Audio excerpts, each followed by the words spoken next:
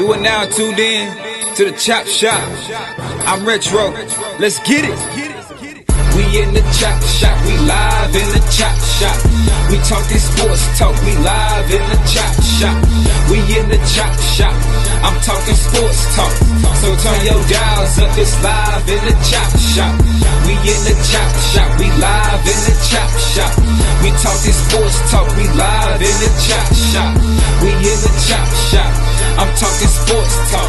So turn your dials up. It's live in the Chop Shop. Yeah, it's lit in the Chop Shop. Turn your dials up in the drop top. They ain't based in debate, but they keep it back straight. Going 30 for 30. Let's do a first take on Facebook Live from 12 to 2. Rob Hatter and Jim Hicks going back and forth like Carter Ray and Skip Bayless and Stephen Smith. From on the court, off the court, straight to the field. Not a man that steals, but I made it steal. To the octagon where I fight to kill. We go face to face, then you write your will. I don't play tennis, but I bring the racket. I'm on the floor, I attack the basket. Put you in the casket when I'm overlapping. Never showing mercy, cause I'm always snapping. Never showing mercy when I'm in the arena. Step into the ring, you see me as I beat him. Step into the court, I'm never backing down. Killing competition, I'm smacking down. Let me get back to the other stuff at the Chop Shop, cause they cutting up. It's Retro coming to you live to the Chop Shop. Now let's turn it up.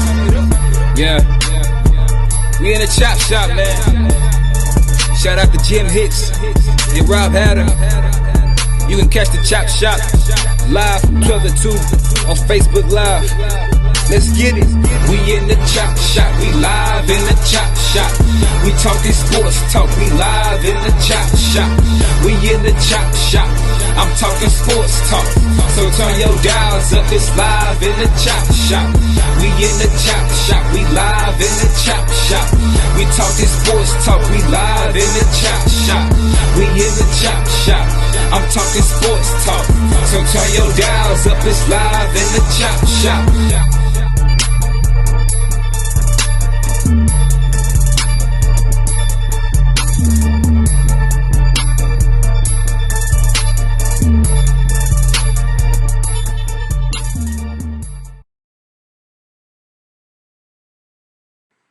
H-Town, what's up? Yours truly, Jim Hicks. I'm under controls. My first day. Bear with us on the we trying to get Hatter. He could not hear us. We could hear him. But now we're live and we're grooving. And we're gonna get Hatter on the line now and plug him right in just a second. Y'all just bear with me now.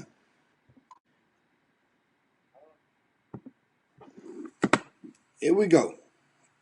All right, bango. Now, you live yet? Now we good to go. Live and kicking on the Chop Shop.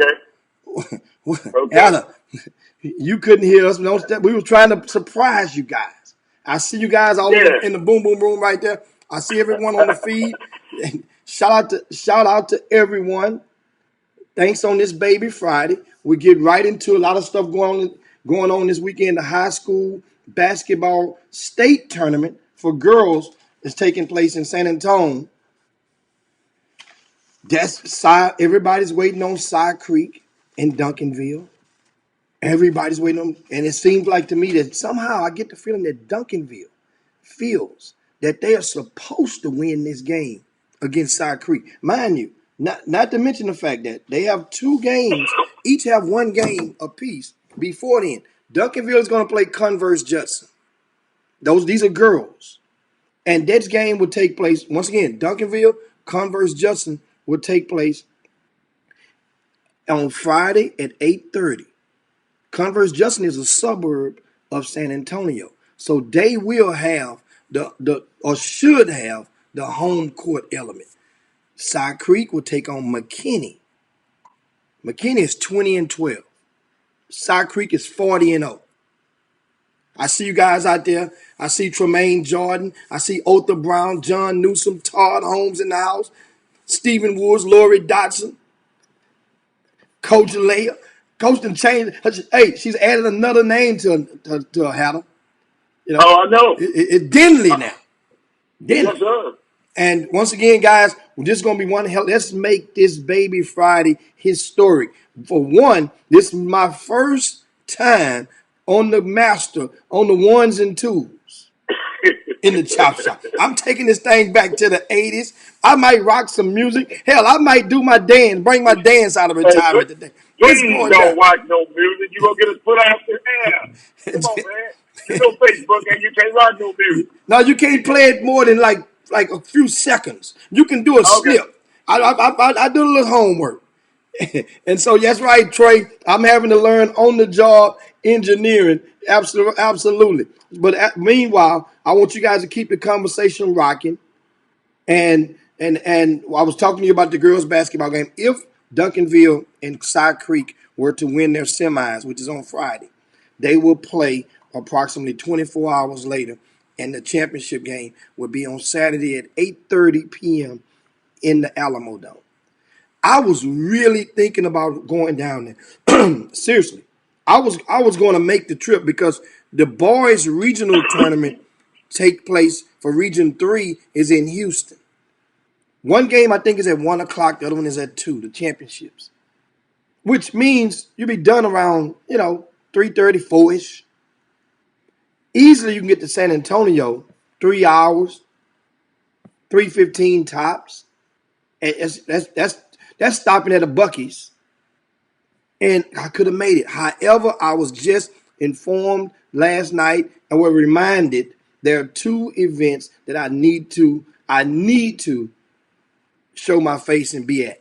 One is the John Lucas All-Star Weekend. That's what some of the top sub-high school teams in the country will be in Houston, everywhere, this weekend. And that'll be held at the MI3 Center. Also, there's going to be an unsigned senior showcase that will be taking place over at the gym. So 2 events. I'm going to try my best to hit both of them on Saturday. That way when Sunday rolls around, I'm playing with house money. And besides, I need to be in town so that I can finish with or get everything in gear with the schedule for the spring icebreaker. Guys, the spring icebreaker, we close that thing out and we're sitting. Do you understand how many? Heather, you know how many teams we got now?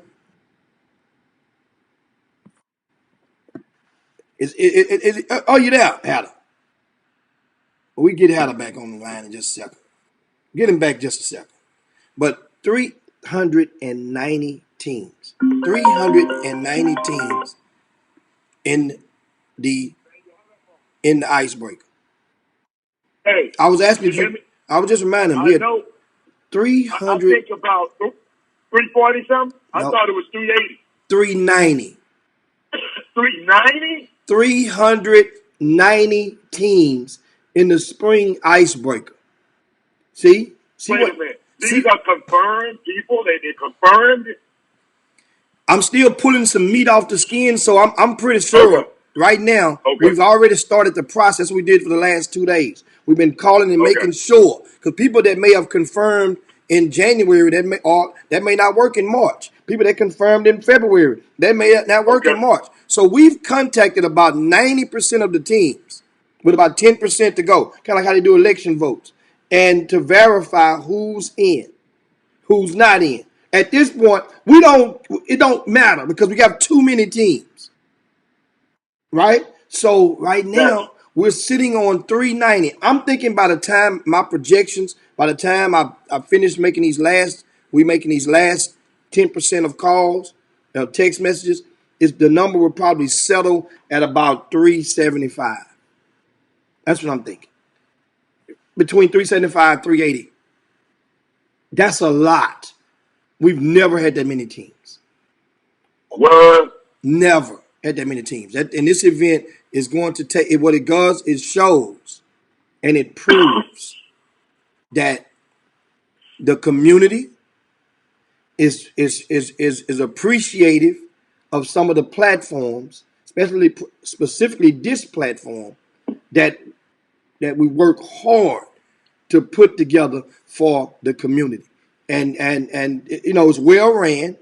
A lot of details go into it. And we try to make sure and it's comfortable for everybody. And once again, we'll talk more about the icebreaker next week and the week after, because this event is not until March the 20th through the 22nd. We also want to give a shout out today. I see Doug Jones over there, and Anissa says the camp will be going on Saturday, and that would be from 12 to 5 over at the gym. A lot of the unsigned seniors, and that's why I want to start this before we get. We're gonna talk some NBA today. We're gonna talk some NCAA today. We're gonna give a lot of good action was last night. A few upsets around the country, or shockers, or eye openers. But I want to talk about unsigned seniors, Adam.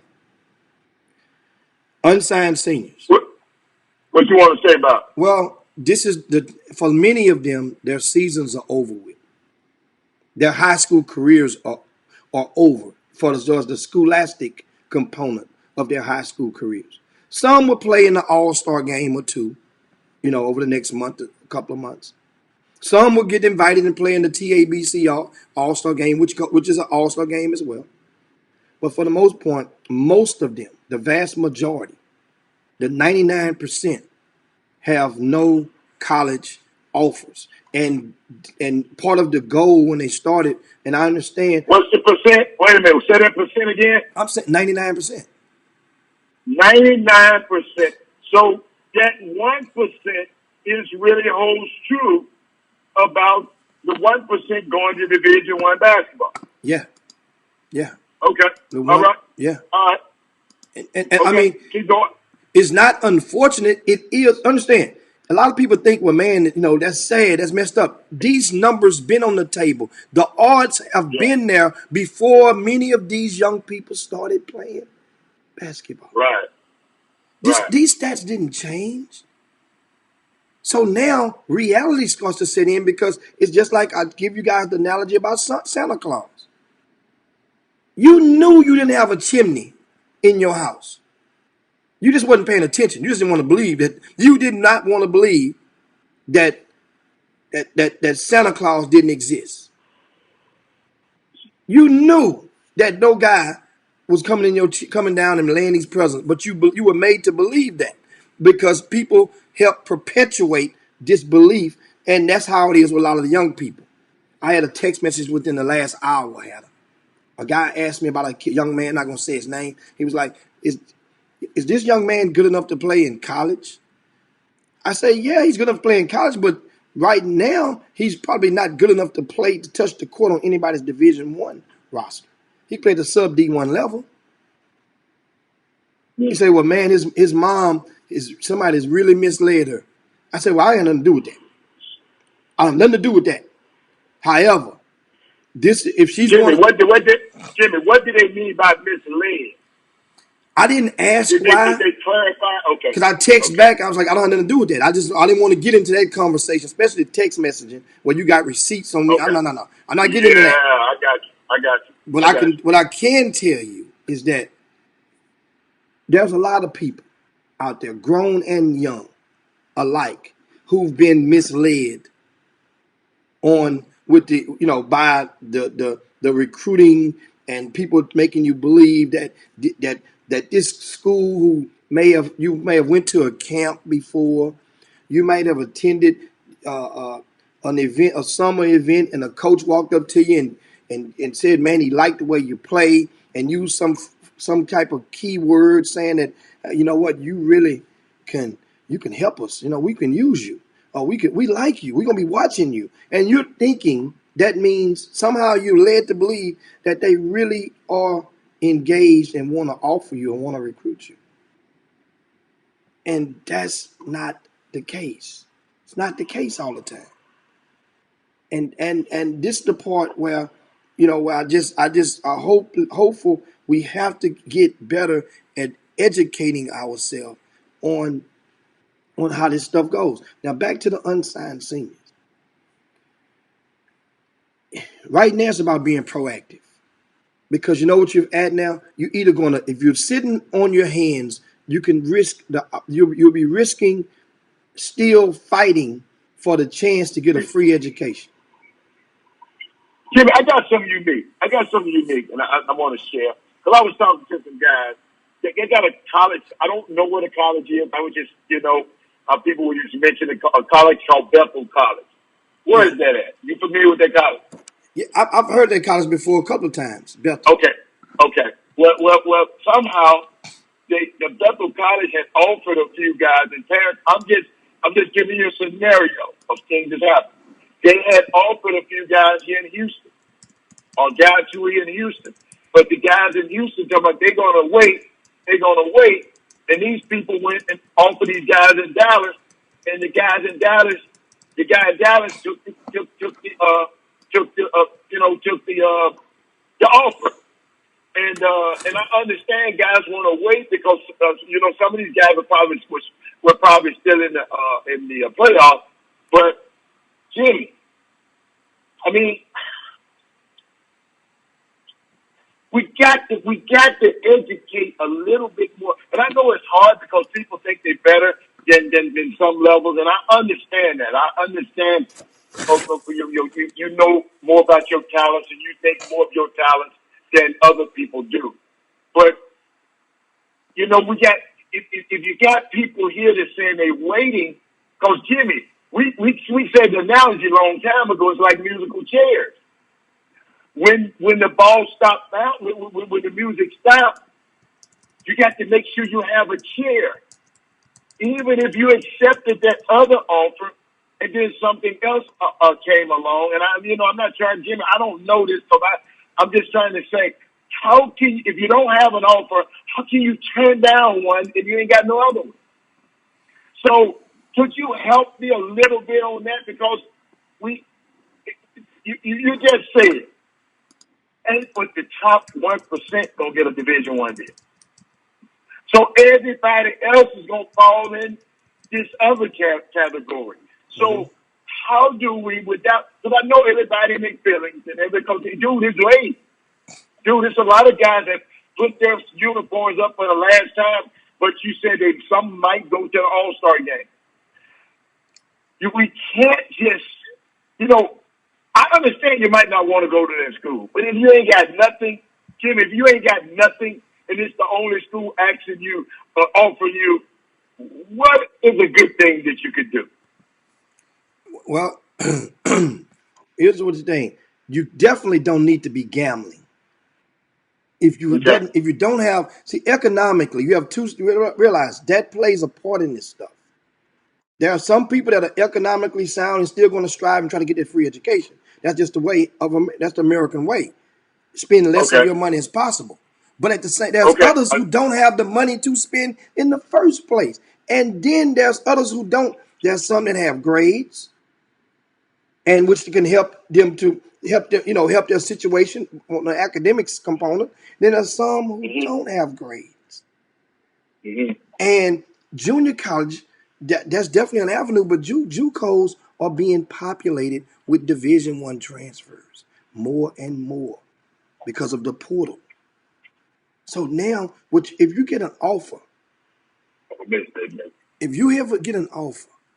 then first of all, you beg. A lot of people be in the status where you beg, you sit there and you hope and pray that an offer comes. Well, then the offer comes, and you're saying, well, that's too far. I don't want to go to that. I don't want to go over there. Okay. Well, I understand. Well, maybe you need to fine tune your prayers. If you're praying for the offer, pray for a close offer. Then, if that's what that's your spiritual belief, because you just your wish was granted. That's the part I don't understand. So understand, and with some offers, depending on I should just pray for a wife. I should pray for a beautiful wife, if that's what I want. If that's what you want, then understand you getting what you asked for. The offer is coming. It coming in the morning. And I went as my inner spiritual side came out of that right thing. But oh my goodness! But if you can't sign with certain colleges until April, so especially Division I's, but the vast majority are not going to get the Division I offers. But I get the Division I's out the way first. You can't sign until April. So if you commit to a school and a coach offers you a scholarship from a school, let's say right now, if a school hadn't seen you play at all, and they watch some videos and they say, oh, you know what, we offer them a scholarship because they probably think you wasn't going to accept it. You to accept this offer. This school, they take the offer. So that means it's validated.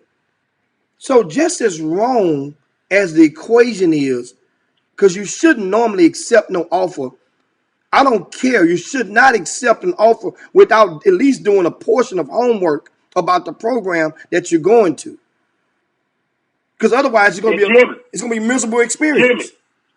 Jimmy, help me, because Jonathan just said something that made sense to me. He said, wait a minute, can you hear me, Jimmy? Yeah. Okay, he just said something real key.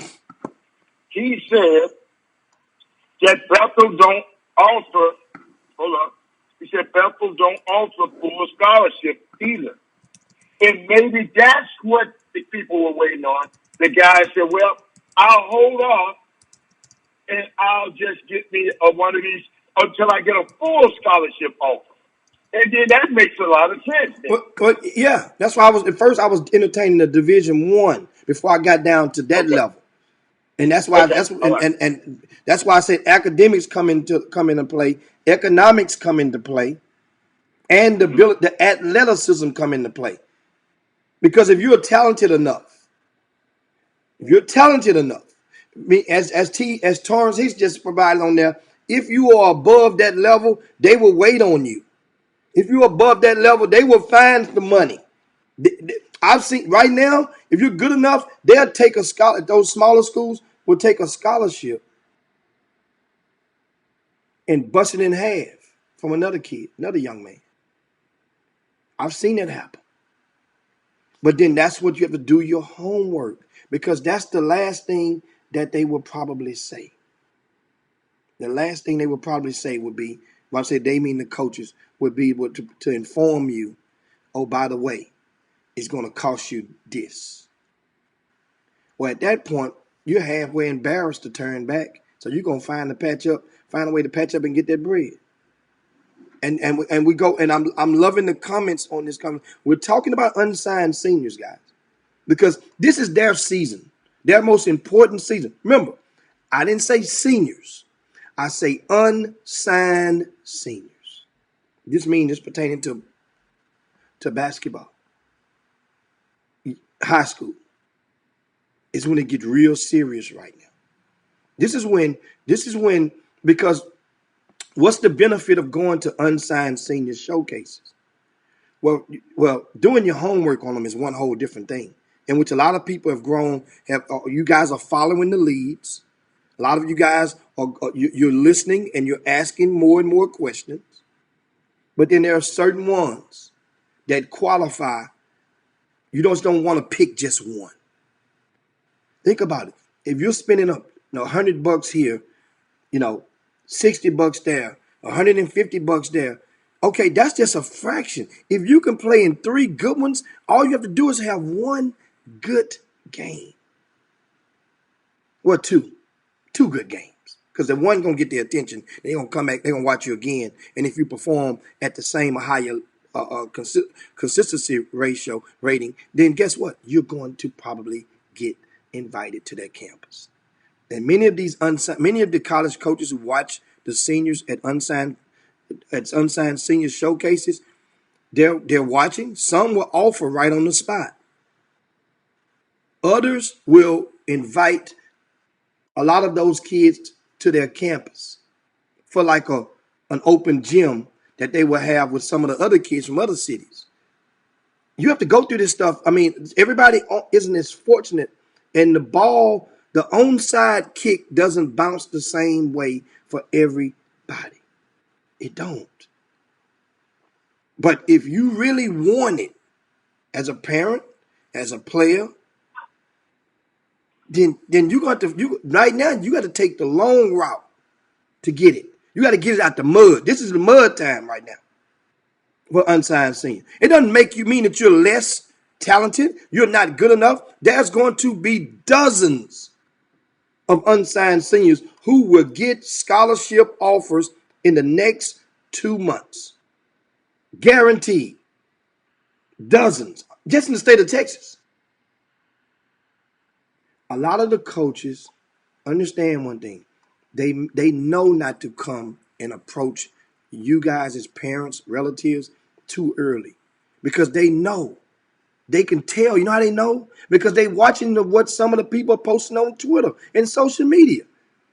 If all you're talking about is D1, D1, D1 on social media every day, and they know you're not signed, they know you don't have offers, but you're standing up there going to all these basketball games, taking pictures in the hallways behind the logos or on the court. These other coaches know that the other schools hadn't offered you yet. So they're gonna just stay back. They're waiting to cut, get their net, put it up under you, and as soon as you timber, they got you. That's what they do. I talk to them all the time. I'm not the only guy that talk to college coaches. A lot of you guys out there talk to college coaches. You know it.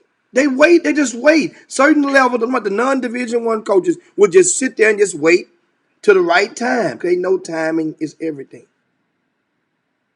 Because at some point in time, what you got to have? But Jimmy, but just playing in college basketball, man, I don't care what, and I know, if you really want to continue it, and you really want, let's figure out a way. You remember I always talked about, I started this 3.5 years ago on this show, and I always talked about what, Jimmy? Having better options, being smart, and getting your grades. Jimmy, let me tell you something, Jim. Everybody can't beat on LeBron James, but a lot of people can be Rob Pelinka. Mm-hmm. A lot of people, more people can be the executive of a team than you can be a LeBron James. But you got to. That's why I made this plea a long time ago. Let's get ourselves academically eligible, and guess what? Then, Jimmy, some of those the monies that you don't get if you go to D1, you got an academic scholarship. You might get a scholarship from here. Jimmy got a book in his magazine that you can get. You can piece this thing together, and you can still play college basketball, Jimmy, but for free. But you got to work. It just can't be all basketball.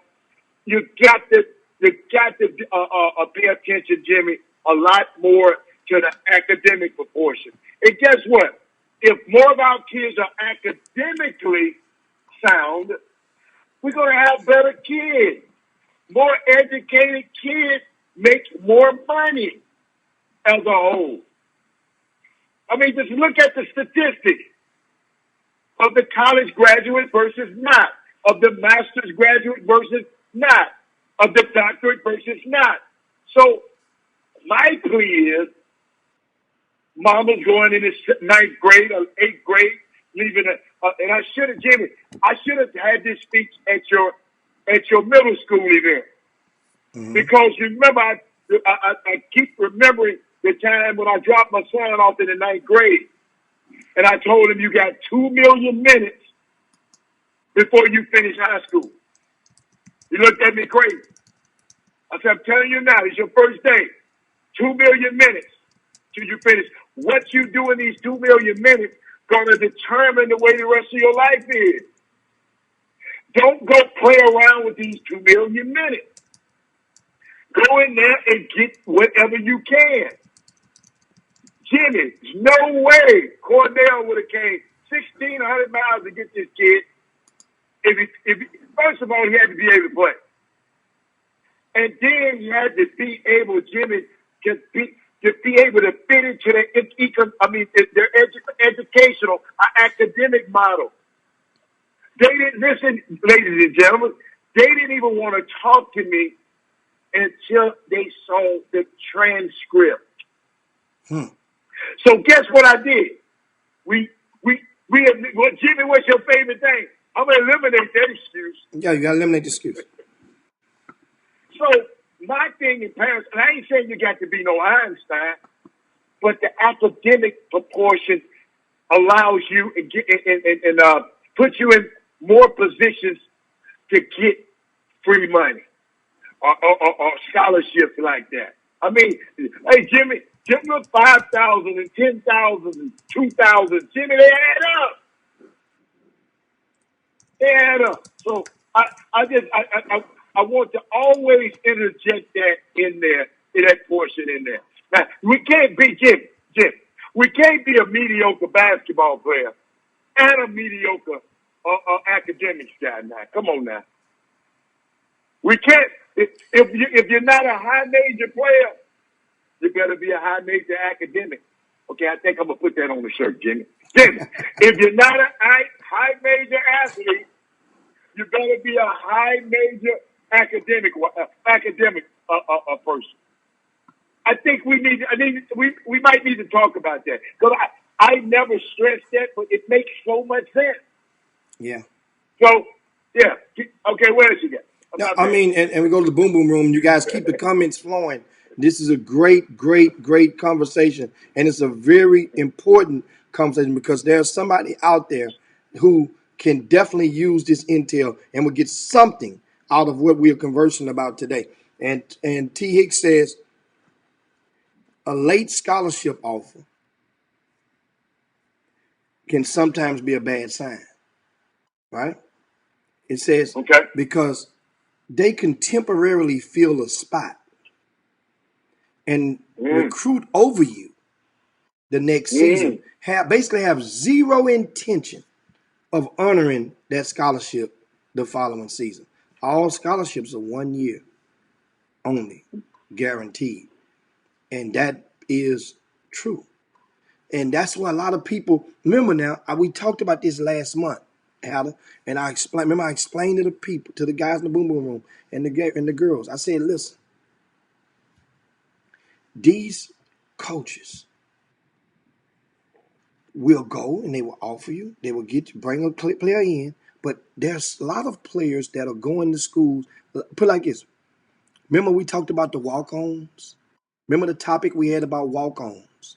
And I said most of the walk-ons whom they have problems with are the former all-region, all-district, all-state African-American kids. They come in them programs at the Division I level and think, well, man, I ain't walk-on, I'm better than that.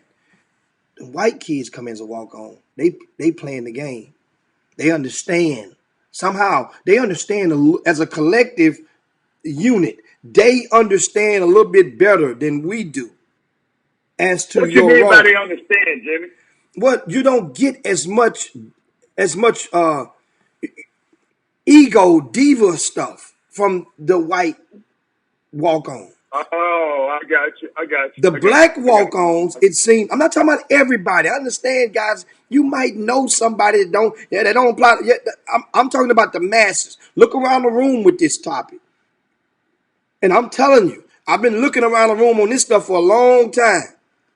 Okay. Meaning that most of the ones, especially in this region of the United States, this Southwest region, the black walk-ons will get there and then they'll realize I got to wake up at 5:30 in the morning, do the same workouts, the individuals. I got to do this, got to go to the same study halls. I got to do all this stuff that the regular teams do. And I'm still not going to play. Mind you, this is a guy that you're talking about ain't never rode the bench in his life. But somebody laid him to believe that you come in and walk on and you're going to, you walk on and they give you a spot. You get a scholarship. Yes, you can. But once again, that's lotto luck. That's lotto luck. And everybody don't realize you go and you think about it, you go buy a scratch off. They make you think, well, man, you get a scratch off, you can win. You don't.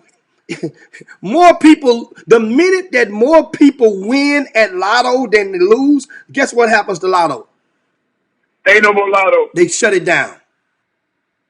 The minute you start to make more money when you go to Las Vegas, everybody made more money and won when they gamble.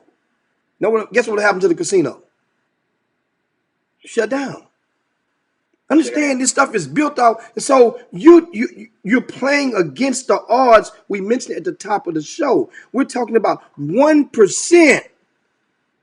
And you're thinking that it's 99%. Somehow somebody done fooled people.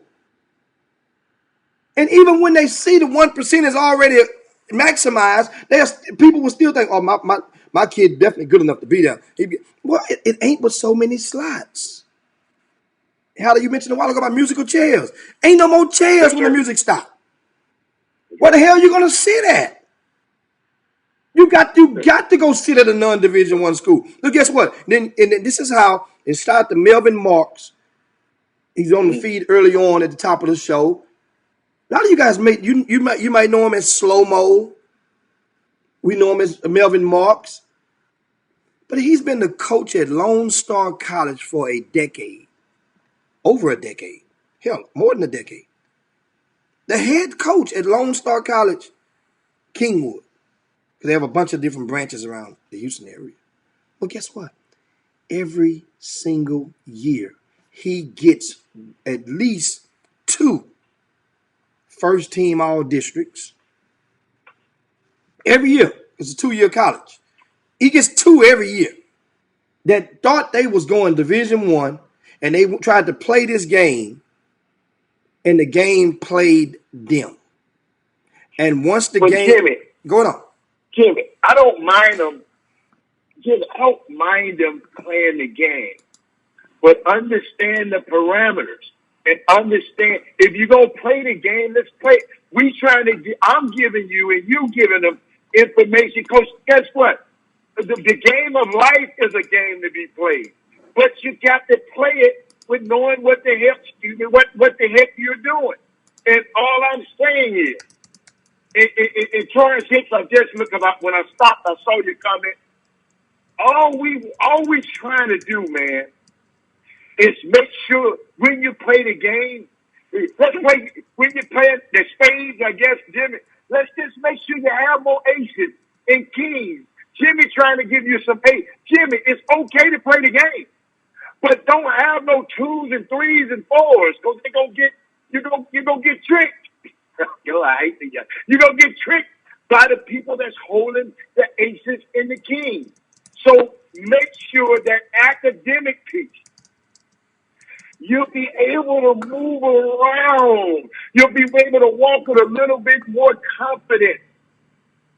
Oh, man, I'm good. Hold up. When you apply for certain things, you apply for certain scholarships, and they transfer to any college that you go to, then you're saying, oh, okay, I can go to Emory College, I can go to Bethel College, I can go to St. Mary's, I can go, I'm just naming stuff.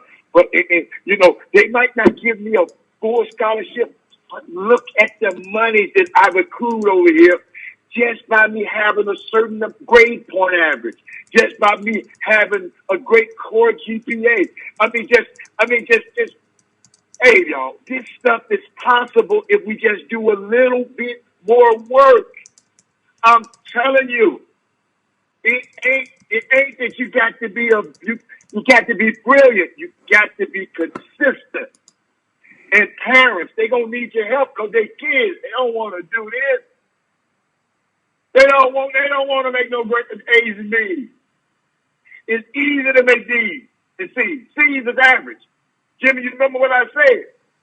I said, dude, look around you. Look at your house. Look where you live.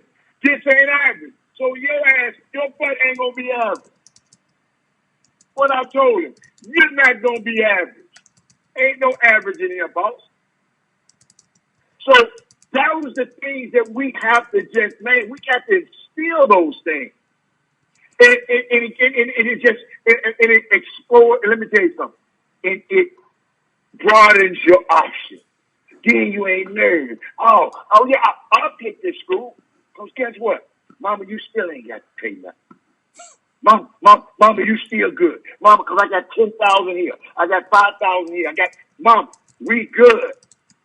I want to play basketball in college. Okay, the D1 don't want me. All right. I'm good enough to play on somebody's team. All I got to do is get a chance. Jimmy, what you told me, what you said, all you need is the opportunity. Yeah. Yeah. Jimmy, what's happening in America? Let's say you go down there. I'm going to give you a pipe dream right now. Let's say you go down there and you do good at your school. Guess what? The trans somebody gonna say, who is this dude down here averaging 30 points down here in Boogaloo State? You might be able. It's happening. Jim is a guy from Western Illinois or something today. He averaged about 20-some points a game. Jimmy, this man that hit the transfer portal and everybody wanted him. You follow me? You ain't never heard of this school. So, I'm just make sure, and if I say nothing else, Jimmy, all I want them to do is make sure we keep our options open to the academic piece, and let's make sure. What's wrong with having smarter athletes these days? I'll never forget, man. I'm going to tell the story. I'll never forget. Robin, my son used to wear glasses and goggles. And he used to say, Daddy, don't none of my friends in AP class with me. Thank God, a man from Chicago named Barack Obama, who came with his intellect and his smartness.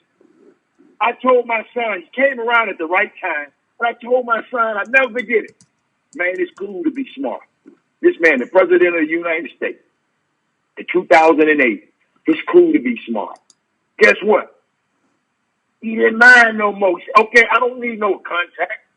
I wear my goggles. I wear my glasses. Because guess what? It's cool, young people, to be smart these days. Smart is the new, I told you, Jimmy, education is the new currency of the 21st century and the 20th century. Education is the new currency. So it's okay to be smart. So that's it.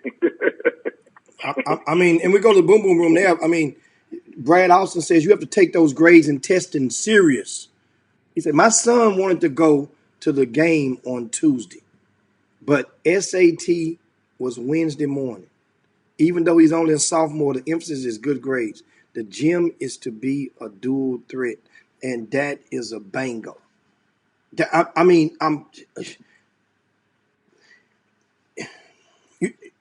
is the part that just gets me right here.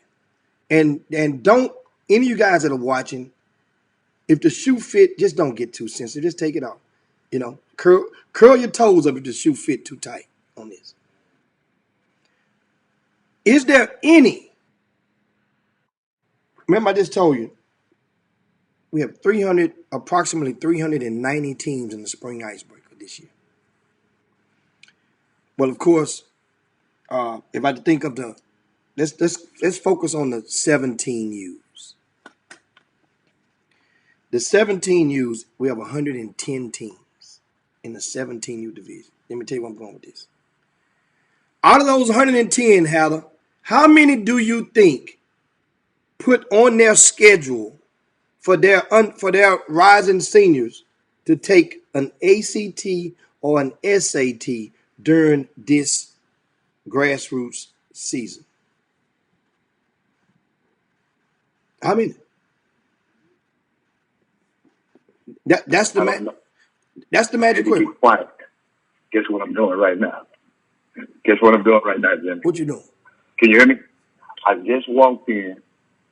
I'm out on the north side, so I stepped in and watching the Hightower High School going through their little workout at the Campbell Center. So I just stopped by here because I was on this side of town.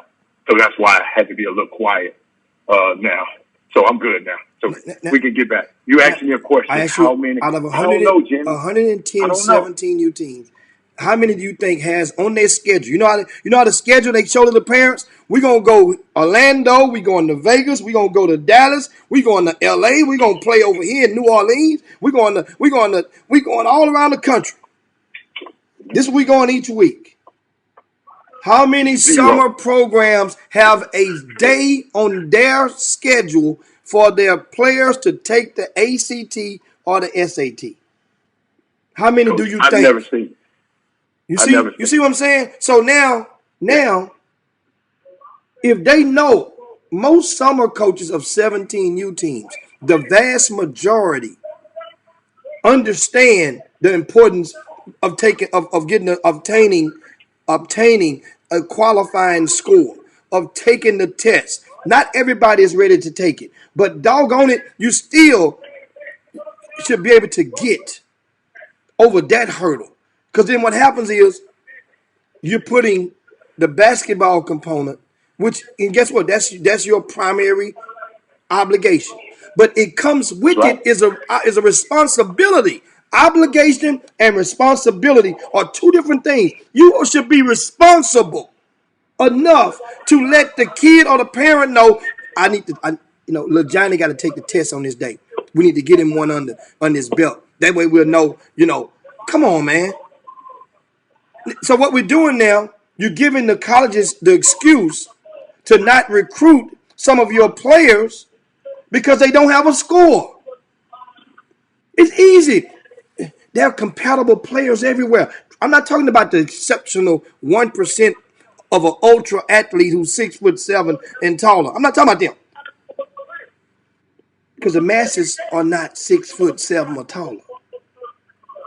But there's a big disservice that's being done abroad, especially in our communities, for people that are not. Once again, and I'm talking about the grassroots now because we're entering grassroots season. But the high school coaches alike, you high school coaches, you could do the same thing.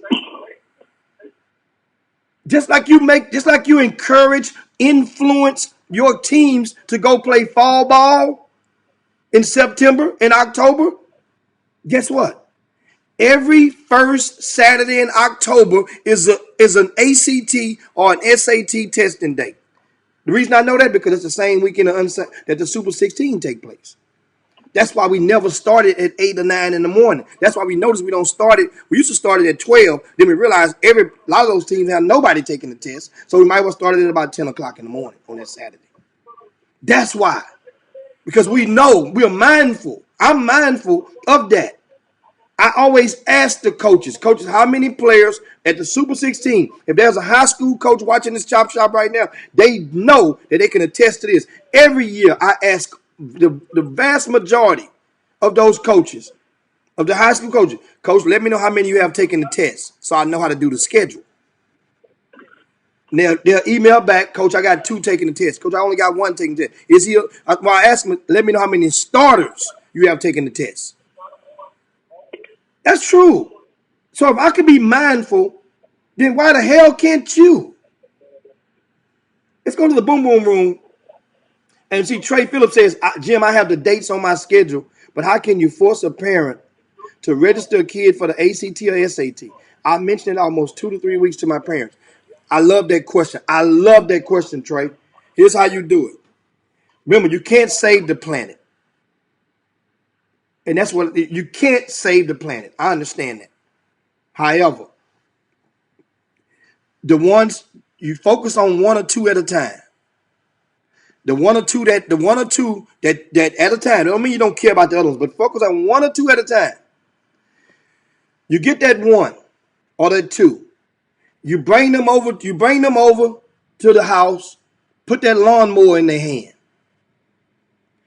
Let them cut the yard. Put the clippers, the hedges in their hand, and the other one in the hand. Let them hedge the bushes. And you explain to them before they do so, you need to take this test. Explain to them, I'm down with you. I love you. I'm investing my time in you for you to make it. Because I'm already where I'm at. So here's what I need you to do. Just trust in this concept of input equals output. I need for you to be willing to come and cut this yard, to come and hedge these bushes up, or to come and wash this car, to come mop this floor, vacuum the floor, whatever you want to put into it. And in return, your SAT test, that means you're earning the money. You're earning your keep. And it will be taken care of. But you need to do this. If that kid don't want to do that after you give him a serious heart-to-heart, then what are you doing? You can't save the planet. You're fooling yourself. Because eventually he's going to do the same. You're not morphing him into being that young man that you're thinking about this basketball. He's going to either get tricked or trick himself clean out of the game. And now Favre says, Jimmy, high major players that are struggling in core will be encouraged by people who know not to take the test. Notice I said high major. The average kid better take that test. Some really need to wait. If you know, you know.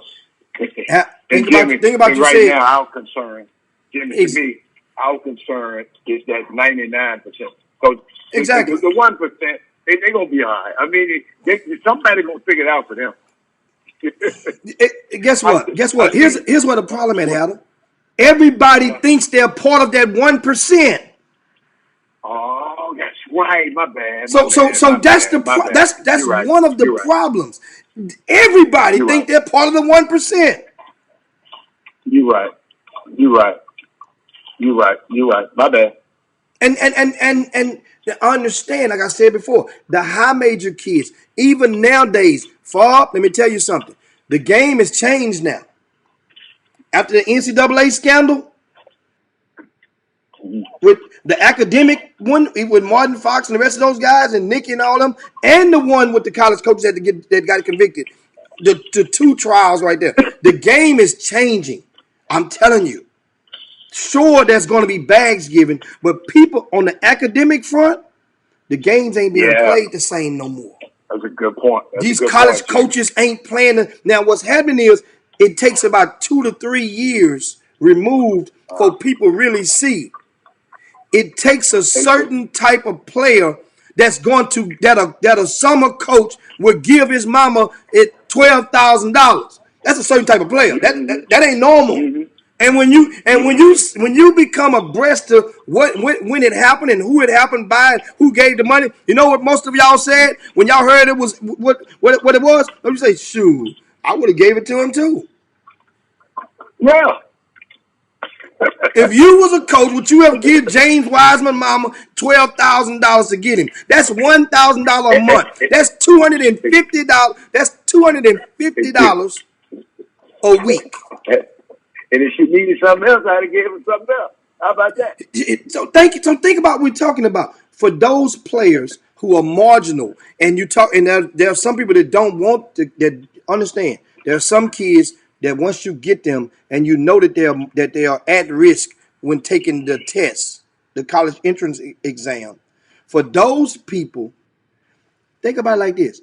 You as a summer coach or you as a high school coach, how the hell would you know that until the kid get into the 11th grade anyway? So if you lay in the right foundation in the 9th grade, why 15U, or on the 10th grade, why 16U, or even if the foundation is being laid properly, then ain't no catch up to do. He's already at the attained required level, or he's already ahead of the game. We're allowing these kids to drown, to get water, to choke and go underwater. Then you say, well, man, he only take the test because, see, here's how this game go, guys, parents. If a player takes the test, or a student athlete takes the test, and they score a certain, whatever they score, just say if whatever the number, if he scores a 800, 900 right now, and the next time he has to take it, because his GPA may not be high enough to weight it to when they put it on the scale, and he scores a 1300 or 1400, well, that's a hell of a gap. That test could be red flagged. Red flag means basically they'll throw it out. You got to come take another one under supervision. That's what some people are afraid of, because they know they plan on getting some help for a kid, and so why would you make him take it first? And he end up making a 800 when you're going to get help, what they call a pinch hitter at the end of the day. But once again, that game is drying up. Don't y'all believe that they're playing the same game? Do you not understand that people just got caught for cheating on the SAT? They know what to watch for now. Do you know the task force you talking about? The new task force, the new committee? The IR. I'm talking about the committee that had to talk to Kenny and talk to Memphis. So they're gonna have a commission on that same kind of misbehavior in college basketball, the academic scandal too. They got a whole commission, an outside commission to come in and look at that also.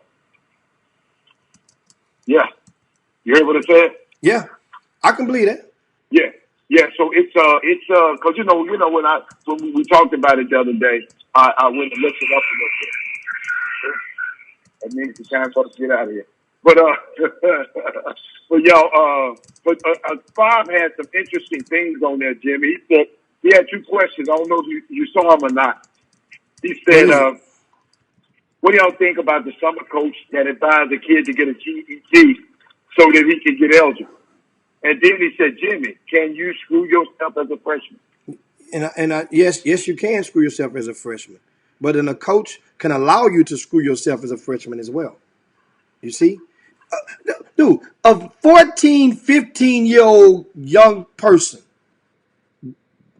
that plays athletics, most of them don't really understand the importance of the ninth grade year in the classroom. Most of them don't. Now, they've heard us say that before. They've heard you say that before, but most of them don't really embrace or fully comprehend the importance of that ninth grade year. But you do as the grown folk. The coach does. The head coach, the high school coach, and the grassroots coach. They both know. So where's that responsibility? That's what I'm saying. And to those kids, you know, and most of them that know, especially the high school coach, because you know that kid's at your middle school who fed into your high school. You know if he was struggling in middle school and he gonna get around all these 11th and 12th grade girls with, especially these 17, 18-year-old girls nowadays after watching all these twerk videos and stuff, and they get a hold to him and get the blowing in his ear. Game over. You know that. You know that. Let's go. And Kyle says, and truth be told, some of the 1% will get tricked off for being a miss in academics and head wrong will allow the foot in the ass out the door. I mean, yeah. Some of the 1%, that's a whole different old subject right there. Absolutely. Now, about the GED question, how do you ask some summer coaches or grassroots coaches that can advise a kid to get a GED so they can get eligible? That's like a last resort, because you can get a GED and become eligible to get in a lot of JUCOs or get in a lot of schools, period. But still, you need the GED and the test score to play the Division I level. That's a last resort. That means if all else has failed and there's no way to get it out of there, in other words, that would be an option for Gerald Dokes at Yates. If Gerald Dokes, who was denied eligibility by the UIL 2 years in a row, y'all guys forgot, he went to Milby first, got denied at Milby, then went to Provision. See? You forgot about that, right? He went to Milby first. They denied him at Milby. He went to Provision, then ended up at Yates. Denied him at Yates. So if his academic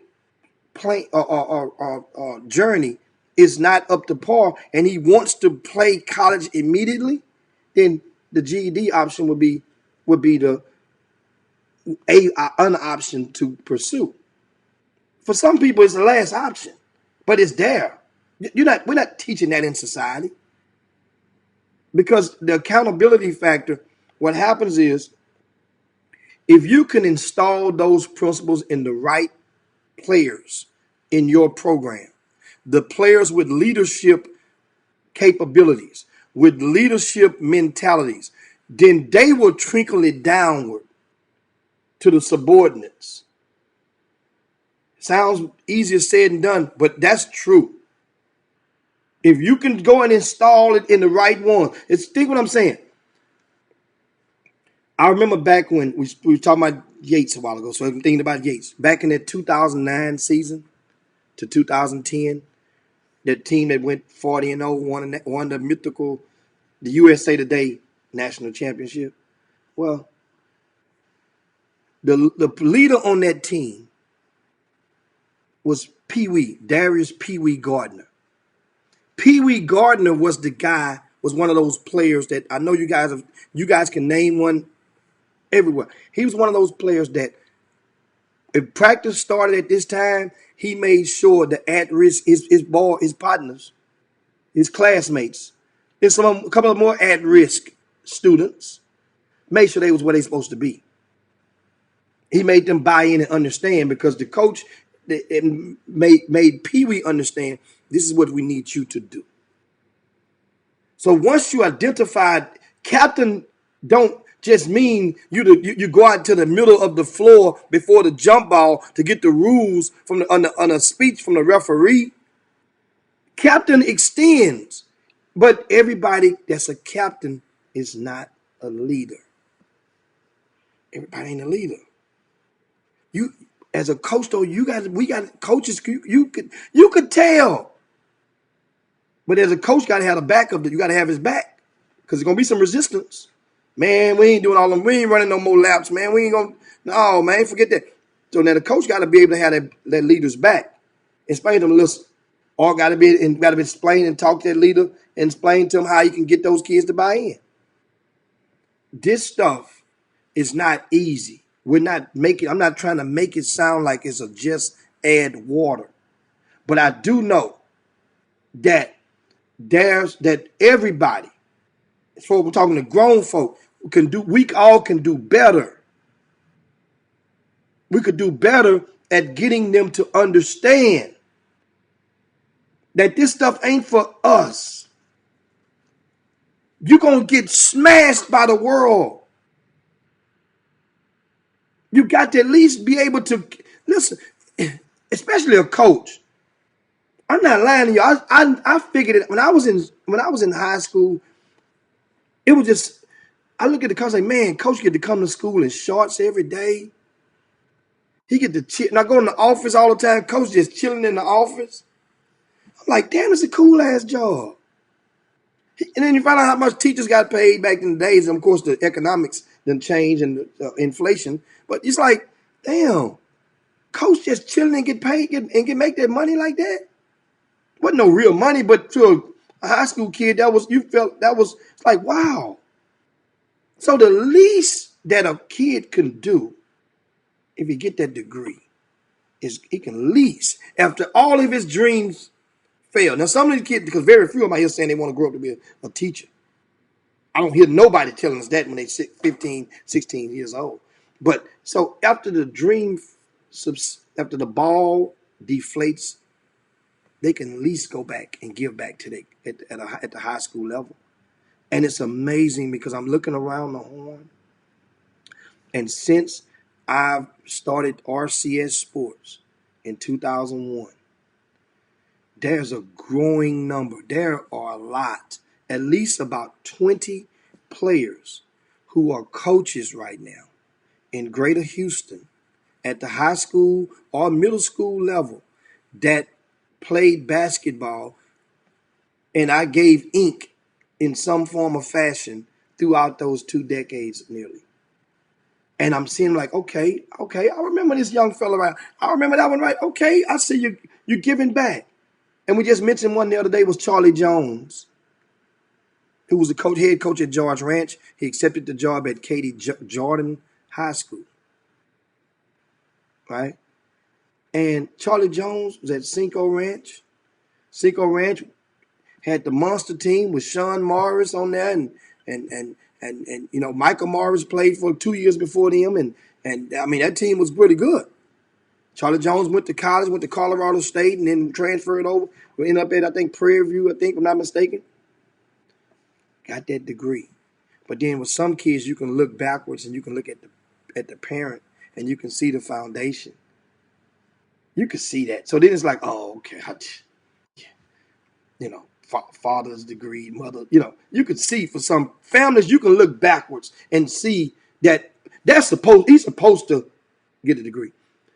Now, what about the at-risk kids who doesn't have mom and dad in the house, who grew up with ditches instead of sidewalks. What about those kids? What about those? Those are the kids that we know are at risk, that need a little bit more help. They need a few more conversations. And that's the thing. When we stop, somehow them kids, they got a way to block out. If you talk past 10 seconds, they blocking all that stuff. Like, yes, sir, yes, sir, yes, sir, yes, sir. How you grades, sir? Are they good? Everybody say that. Are they good?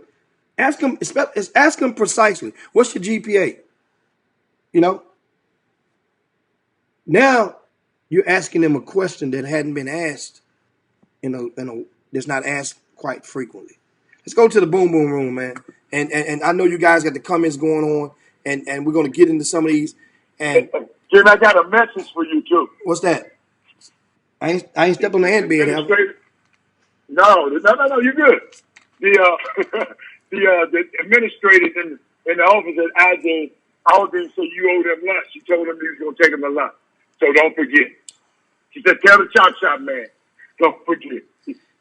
I was trying to wait till they go on a diet so that way I don't have to buy nothing but salads. So God, they're expensive over there. But that's what. Hey, tell them I'll be over there and taking them as soon as the spring icebreaker is over. I'll be able to breathe. So that way, around the 1st of April, they're gonna see me after that first weekend of April is over with. And we get through the McDonald's game and the Sweet 16. They got me. Let's do it. Let's do it.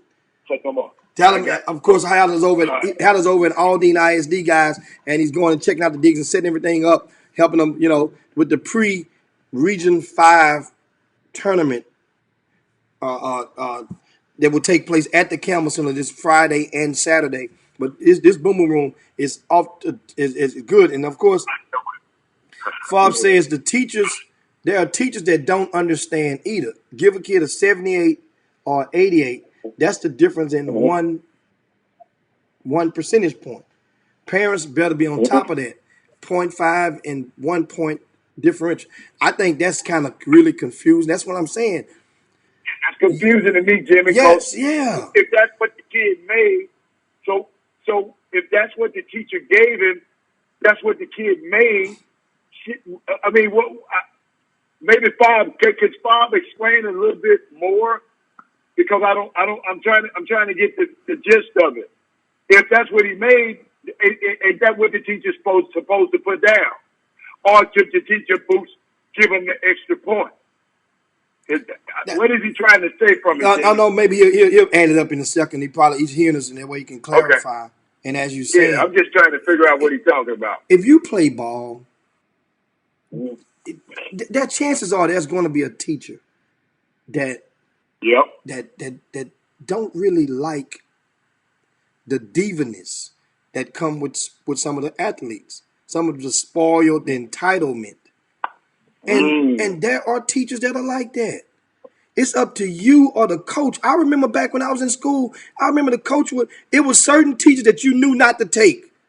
You have 2 options for English. You had 2 options for math, for algebra. You had 2 options. It's in colleges the same way. Man, you better not take so and so, man. She be tripping. Yeah, that's right. You knew all the ones. So guess what? It's that once again. Guess who had the power of influence to get your schedule sweet? Remember, you want an athletic gym. That coach would go and make sure you was in the athletic gym period. Some people want that easy elective class right before or after lunch. So really you get 2 lunches. Come on, man. You know how the kids don't understand that before the time comes, but as the grown-up you do. Jimmy, you was a real slacker in school. You was a real slacker. My mom was a teacher. I know. And so I had the teacher's kids are the worst ones, Jimmy, just like the preacher's kids. Oh, and I was bad. The preacher's kids. I was bad. They knew it.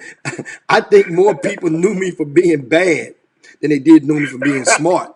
They knew I had. Understand now? In the classrooms, I was good, but I was bad. So hell. Right. So if I'm gonna get put out the class, you know what? Just get out of it. Hicks, just go in the hall. Get out of my class right now. So I mean, I can't even finish the work. But everybody in that classroom know if I'm in there, That I was on top. I was on top of it, but that's the whole thing. That's why they say the think about it when we talk about preachers, because somebody said preach on the timeline. Who do they say make some of the best preachers? Think about that. I don't know. They say Uh, some of the best sinners make some of the best preachers. oh yeah. So now you Yeah. guys understand. So I can talk about this stuff because You what? I You was one weren't of the no first. worst. Oh, you were one of the worst. Okay, got it. Okay, I got it. I was one of the worst. Okay. And I thought I had it figured all out. See, that's the first phase of it. You got to realize and you acknowledge it. I mean, I thought I had it figured out. You know, I'm smarter than everybody in the whole. I mean, ain't nobody smarter than me. I'm gonna do this, but at the same time, Uh-huh. nobody was there. I had kinfolk around me, and somebody mentioned earlier. Everybody think, man, Hicks, you gonna play in the major leagues, man. You gonna make it all the way. Your kinfolk tell you Oh, that. I didn't know you was halfway that decent. I was okay. But then slacking when you get, it's a whole different thing. But then if you think that, because you don't know what it takes as a young teenager, you really don't understand what it takes to get you there. You just should have made it. Yeah, okay. So therefore, if I got somebody, all you do, if you believe or love somebody and they tell you, boy, you a pro, then you're gonna believe that. You don't know they're not telling you you gotta do this to take what it get to be. They telling you a pro. So you're like, yeah, man, I'm cool. Are you right? So now that's how we are treating a lot of these young people. Say, man, you all American, man. You need to be, you front cover the magazine material. Man, I don't know why they got you ranked too low. So why not tell them, explain what they got to do to get there? Because there's some Wow. people think just because they start on varsity, that they've made it. That's enough. They're supposed to get an offer, a D1 offer, because you start on varsity. Wow. No, Jimmy. Some people really think because they make all Some district, people think that for real. the all district teams will be released, and they're being a lot of people. Yeah. Normally they try to wait till after the regionals because that way, out of respect for certain schools are still playing to release some of that stuff. Well, Oh, okay. certain kids gonna feel, man, I made first team all district. You're in the 12th. You're in the 12th grade. You're supposed to at least make first team all district. You're in the 12th grade and you start. You're not supposed to, but hell, you ain't got no more chances. But as an all district, every district has an all district team. And then now in our society, back in the days, your butt made it was 5 guys on the all district, maybe 5 to maybe 7 or 8. And your butt they had maybe a second team. Now I'm seeing first team all district, second team all district, third team all district, fourth team all district. So because nobody wants to hurt nobody's feelings. Okay. You tell me, I want some of you guys to go and tell me, because then what they'll do is, then the kid, when they take it to the church and tell the congregation, hey, look, Johnny made all district. They ain't gonna say he made 4th team. All district. When they go to college, and he go to some school, they'll say, this kid, he made all district. They're not gonna say you made, this stuff. You guys understand what I'm saying. Let's go back to the Boom Boom Room. I know they got some comments out there, and I know. and Farb let us know that Nico Harden, according to Anthony Farb, has quit the team at Southern University. He's quit the team, man. He's a freshman that went there as a walk-on. We talked about walk-ons earlier. He played for Spring Woods High School. Right? Okay. Well, matter of fact, that was 2 summers ago, wasn't it? 2 years ago. I don't know. You're talking about. Yeah. Mm-hmm. Yeah, because he went to Spring Woods with the young fella that went to UTEP. who left UTEP. Josh Swaler, Yeah, the Jenkins. yeah. They all played together. Okay. So that was 2 years ago. So he's quit the team, not understanding for a lack of basically whatever the reason may be the reason, but the nucleus of that is not understanding and not and not being willing to understand or embrace the role of the walk on. Oh, just what you were talking about a minute ago. Embracing the role of the walk on. You just said a minute ago that the African American kids don't understand that role. The African American kids that in this region of the United States, This region, due to the fact of so much in of different various reasons, we can go down a different day, but they're not prone as an equal rate of the Caucasian kids to understand and embrace the role of the walk on. Right. See, the role of the walk on for the most of the Caucasian for the most of, but I'm gonna say since we talking right there, and I done cut the cake like that, with white and black. Well, a lot of the white kids that the walk on, their parents may have paid a certain fee. They may have got in through the front door. Well, all those parents want is for that young boy or girl to get a couple of photos in the in-game photos with their uniform on. If that parent owns a business, then that photo goes in the office. That's awaiting for that young man after he get through pushing through his hoop dream, or that young lady. That photo goes on the office. You know why? If you sell cars and you put that on the wall, then guess what happens? If a potential client comes in, they're going to see that on the wall. That validates among that status of elite. That validates on the golf course. And yeah, my son plays over there. He on the team over at Georgia. Think about the walk-ons at Georgia, Hatter. Jimmy, you just gave me an idea. Jimmy, keep on talking. Think about it. I never asked Robert for his uniform. They gave him.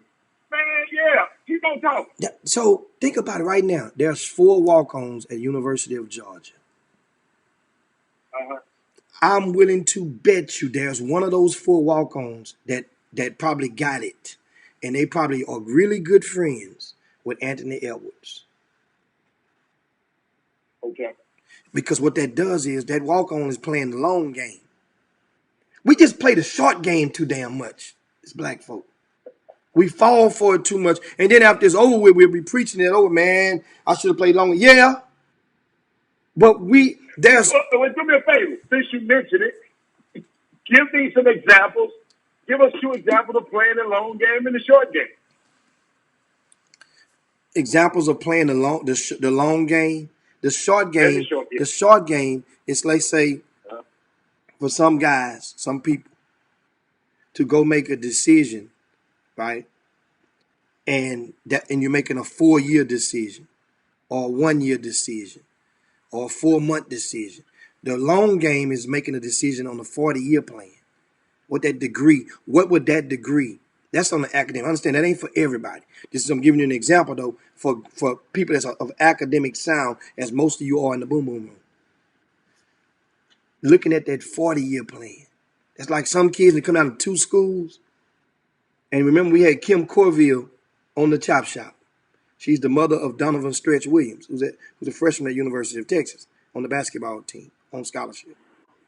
And remember, she said out of her own mouth, when it came down to it, I looked, and in University of Texas, that degree, living in this state, is a 40-year plan. Now, we hoping he can make it in basketball, but that degree is a 40-year plan. And that's for true. But then a lot of people, if we can get to the kids at early enough age to whereas they would be willing to listen, that's part of the key. You know, we can't really tell them nothing when they're going out the door and they're in the 12th grade. Now you want to tell them all this stuff about how to do it, how to pick a school. If you're explaining to them and going through this stuff with them, it takes time though. Time, a lot of time. I'm learning how much time it takes. When by an unrelated example, by from the puppy Kobe. I'm learning now every day that that puppy didn't know English. He's learning. He has to learn English. He has to learn what his name is. He has to take another week to learn what stay mean. Another week to learn what come. Another week to learn what poo poo mean. It takes time. Poo-poo. Yeah. It didn't take long, but it didn't take long. It didn't take long for me to know when he see me. And some stuff is nonverbal communication. Because he see me roll his newspaper up like that, I ain't got to say that. He know what that means. He know what this means. Yeah, it's nonverbal. But guess what? It's visual. But guess what, Harold? What my point is, what if I don't say anything and I wait till the dog gets 2 years old? And I try to go up to the dog and say, sit. I try to go up to that same dog. He's bigger now. He's morphed into his thoughts. And I'm telling him, come on over here and try to stick my hand and pet him. Nobody's going to try to bite. He's not going to listen. It ain't going to happen. My odds will be decreased. Kenyatta want to put Pete on me, man. She want to put Pete on me. And Lionel say not just the degree, but the college alumni network is just as important. Rice has these alumni network of university, at the best of any university, in my opinion. Yes, it does. But understand, to want to go there, understand. Rice people are not as willing to just go to a place where there's not a winning atmosphere. And in due time, it's just how it is. Think about University of Houston. You know what I wanted to do? Uh-huh. You know what I wanted to talk about? Because I put a note, and I'm not at my desk, but I put a note, and I guess I took a mental note also. But we were talking about how the media, the other day you said, well, we didn't have time. Do we have time to finish out that conversation? Or you want to wait the next week? Which one? You want to, how the media works and how the local media works and how it works for you, it can work against you. And then I think we were talking about the difference between the roles of a scouting service, recruiting service, and their roles in there. Because you remember that day I was asking about who's responsible for the media. And you just said, you remember because I was talking about how can we get a skewed, unbiased opinion that cover every kid in the city. Mm-hmm. And then you say, well, who's going to do that? Everybody have different angles and everybody have their lane they go in. So we got to talking about that. You said, I'm going to explain something about the media. And that's where we left it. And maybe you don't remember. And I wish I had I wish I had the notes in front of me. I don't, put them in the car. But if you got anything on that, and just how the media works, especially the amateur media that covers our kids and these people's kids. Well, yeah. First, you got different facets. We're talking about the media in high school or grassroots sports. Okay. Well, first of all, you have to realize you have two things. You have one, you have scouting services. Okay. You have recruiting services. Okay. Then what's the difference? The difference between a scouting service and a recruiting service is a recruiting service normally goes to the parent. Eventually, it will go to the parent and the family to solicit them as clients, and in exchange for promoting the player to prospective colleges. Okay. Now that family will pay a fee to the recruiting service. Okay. Gotcha. And that's a recruiting service. Is it a guarantee? No. That they're going to get me something if I give you this money? No. Well, there's not a guarantee, but I'm not sure if if some of them have made parents or families believe that they're guaranteeing them that. And there probably have been some who have said that, right? But there's no guarantee in that. Now, that's one thing. That's the recruiting service. The scouting service will get paid from the colleges. That's the scouting service. I mean, a check or a direct deposit would come once a year on an annual basis from the college. And in exchange, that scouting service provider will be obligated to provide intel in various increments to the colleges. Intel which encompasses the area of which he or she covers. That's the difference. So once again, scouting services get paid from, are supposed to. They get paid from the colleges, and they're not supposed to go and accept money from to represent or to market the individual kids. They're not supposed to do that. A scouting service provider is not supposed to be a recruiting service. I got a question. Which one of are sanctioned by, not sanctioned, but has the relate got the register with the NCAA?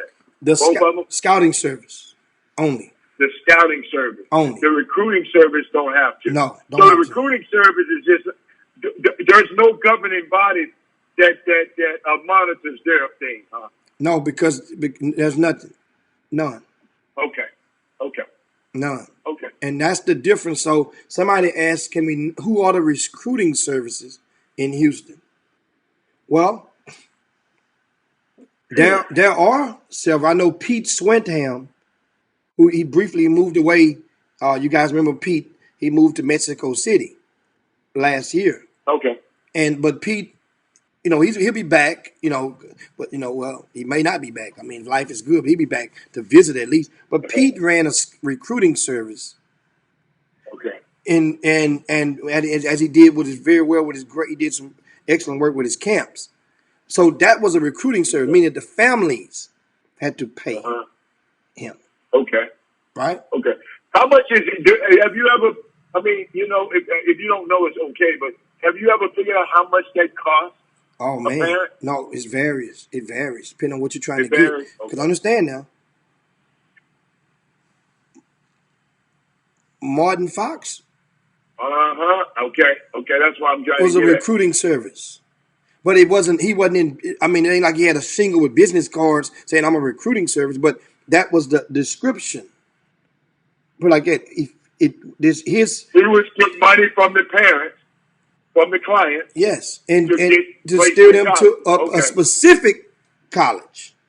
That's a recruiting service. You see? I got you. Okay. So that means you're serving as a liaison to help connect one to the other. Meaning that, and that's when but the stakes are higher, much, much higher than the normal.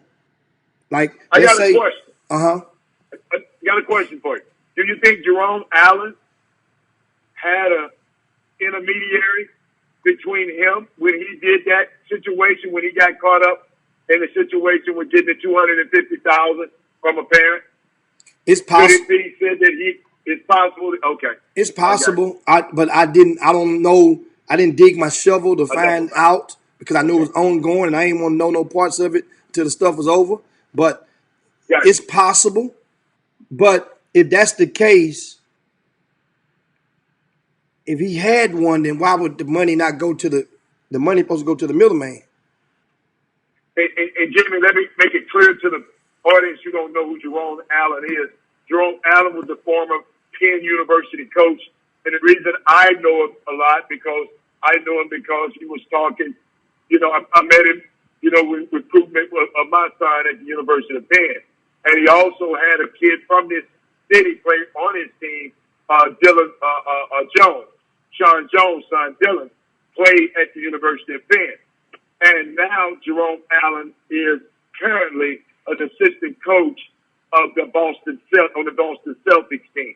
And just the people who didn't know, because most people probably don't know who Jerome Allen is, but he's Googleable. And I was just interested, Jimmy, to find out how the parents contacted him directly, or did he have a recruiting service or intermediary like a Martin Font to to be the middleman for it. And understand, this is the difference. And I'm not saying that right now there are different. See, the recruiting service provider is being revolutionized. And for example, Okay. now because the services that are provided now has transcended over into social media. So now you have guys that provide services now that can help you clean up your social media, can help take you on unofficial visits, basically take you to college basketball games and take a few pictures from photo ops and put it out there. And and I guess what that would do indirectly, if nothing else, it'll help with the self-esteem of the young person. Excuse me, Jim. Yeah. Jim, you can do all of that yourself without nobody. You can They come up don't. your own They on don't. social media. You can go on an unofficial visit yourself. You can do all of those. You can take pictures and do that yourself. Well, they don't know that, but at the same time, Okay. most of the kids, they would not let them down there on the floor. They make them leave when the game is over with. So Okay, take a photo. Okay, so that's the I got you. thing. I got you. So you're going for that opportunity. Well, you don't know that's all you're going to do because once again, as a 15, 16, 17-year-old brain, most of them that's the student athletes are under the impression that this school really has interest in me. They don't know that. Okay, I got you. That's the thing. That's not a problem. It's just that's what grown folk can be able to be better at being real with these kids. Okay. But at the same time, if grown-ups can't be real with each other, how the hell are they gonna be real with the kids? That's and it is what it is. How can they? How can they? And Rick Brown said there's a service for unofficial visitors. Well, that is included in it, yes. Yeah. In Houston. So not and guess what? Guess what? All of the parents appear to be happy as hell about it. So that's cool. If it works for you and you have the disposable income to it, I think that service is not expensive. I think it's like $140 for, I don't know, somebody may know, for one period of time. I don't know. But it's not really expensive. But if people have, based on some of the stuff I've heard, remember now, recruiting service. I mentioned one of some of these parents are paying $3,000, $4,000, $5,000. What? Absolutely. Yes. $3,000, $4,000, $5,000. Easy for the recruiting service. That's not the normal rate. But Jimmy. Easy. Hold on, Jim. So I got $3,000 to spend on a recruiting service, but I don't have money saved up to just pay for his college. remember now, in these situations, how I'm talking about where the $3,000, $4,000, $3,000 to $5,000 tabs are coming into play. That's disposable. That's a lot of money Yeah. to have Here's disposable this. income. Yes, they can pay for college. They want a spot for their son on a team. That's different. You see? Oh, They're not talking about just going to college. okay. I need him. I want him on the team. Oh, gotcha. I gotcha. So those recruiters, those are recruiting services, have to have relationship with colleges that would allow them to put these kids in these positions to be on the team. Yes. Okay. Because Wow. and guess what? I did not know a service like that exists. Yeah. But see, now after the academic scandal, guess what happens to that market? It dries up a little.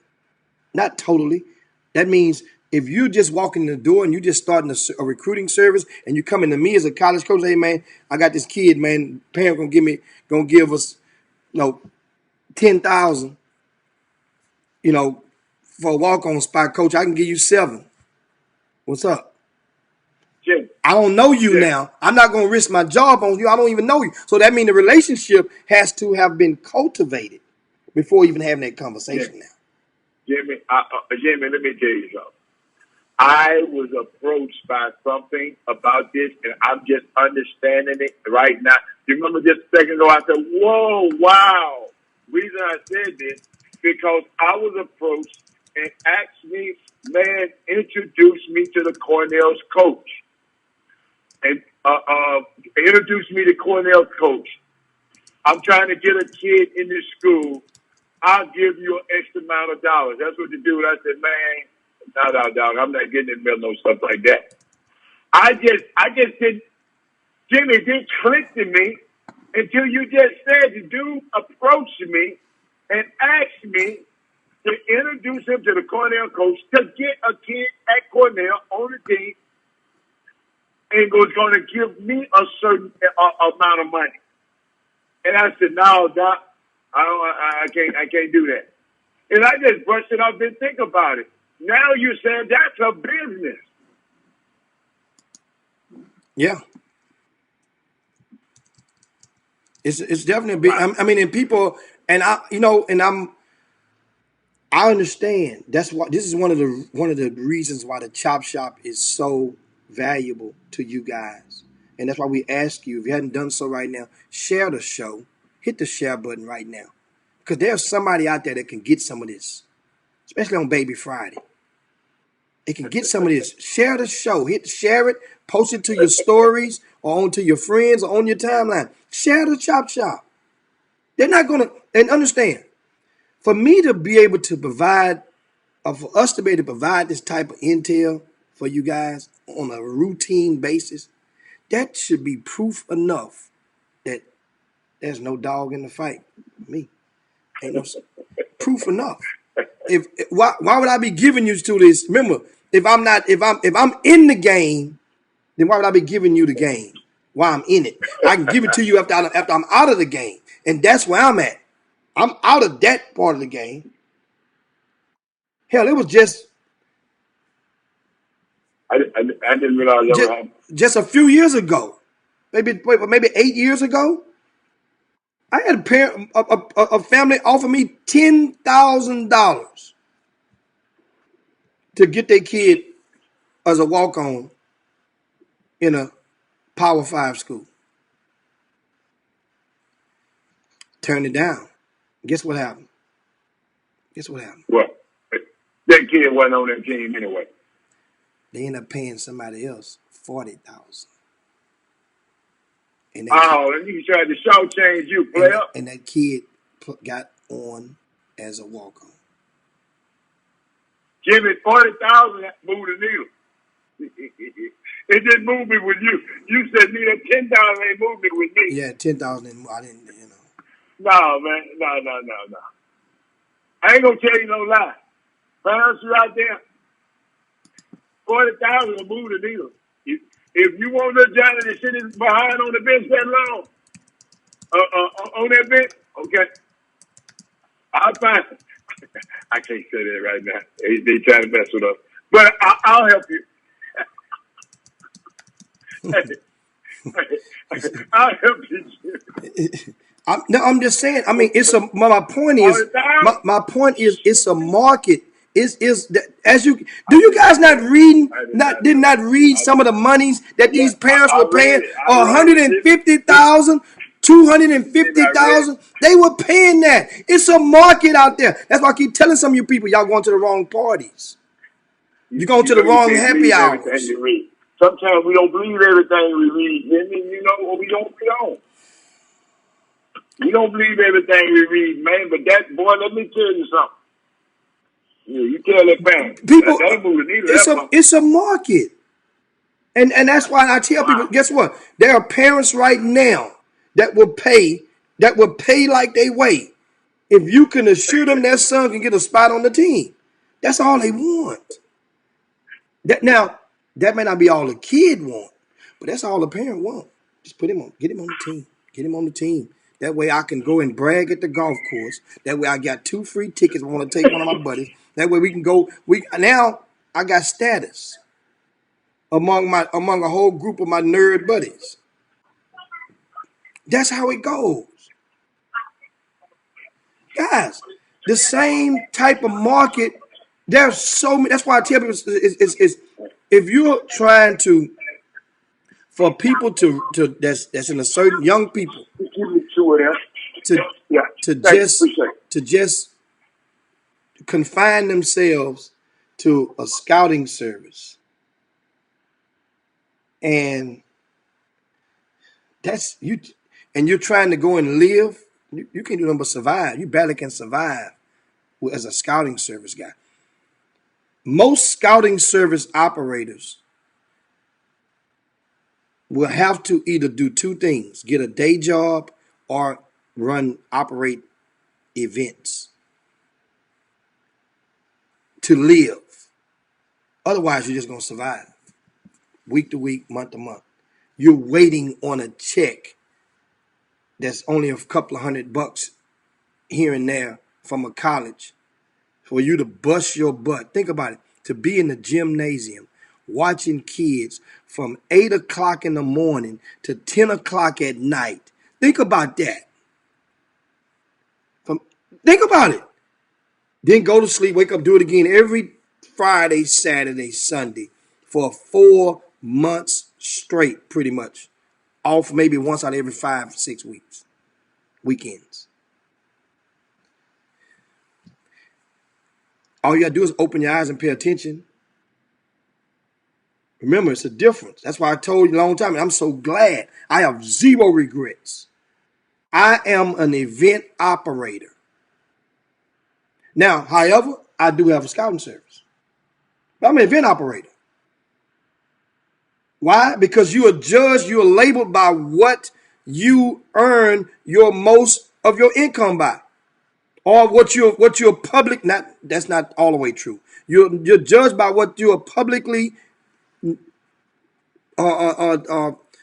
embraced for doing. Like, don't get it twisted. Do you think Mark Cuban makes most of his money with the Dallas Mavericks? Do you really think he makes most of his money with the Dallas Mavericks? Nope. No. But within the basketball community, within the sporting community, we embrace Mark Cuban as like that's because many people that are mere mortals may not understand what everything that Mark Cuban does did to accumulate his wealth and what he does. So we think Mark Cuban is the owner of the Mavericks, which he does own the Mavericks. Like I do have a scouting service, but I'm an event operator. When Mark Cuban go to the golf course at his meetings, at his functions with his companies, guess what? Owning the Dallas Mavericks gives him that cred that the next guy has. So once again, people ask what I do. It's 2020. Jim Hicks is a youth basketball event operator. That's my primary. So in life, a lot of people out there, they will be remembered for what they did in high school. When I'm gone, more people will remember me, not from playing baseball at TSU or Angelina, not from being a best dressed at Cashmere High School. They're gonna remember me from what I did after school. That means you accumulated in job well done. Job well done. Think about it. We just saw Kobe Bryant. More people would probably have remembered Kobe Bryant after basketball had he kept living. He's on his way. After basketball. Yeah. Yes, sir. You know, if you think about this stuff. So will they remember you for more more for what you did after. A lot of these guys, all district, all region, all state. We talked about a young man last week, Tommy Mason Griffin. You say Tommy Mason Griffin, what do they remember him for? Madison High School. You don't remember Tommy from Oklahoma, playing at University of Oklahoma, do you? You remember Tommy from the joy he brought to your heart. That's what you remember the people for. What he brought to your heart while he played for Madison High School or the Houston Hoops. That's what you remember him for. Tommy Mason Griffin graduated high school in 2009. He had a 10-year reunion last year. What do you think people remember him for? High school.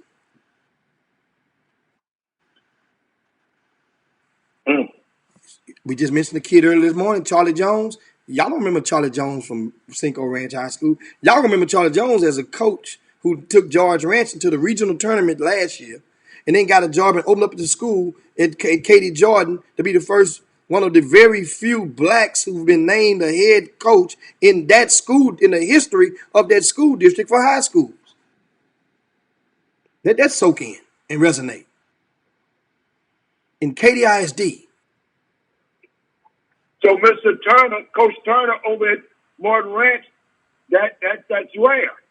Yeah, he and Coach Favre alike. There hasn't been many. Haven't been many black basketball coaches. Hell, black coaches, period. Head coaches in that school district.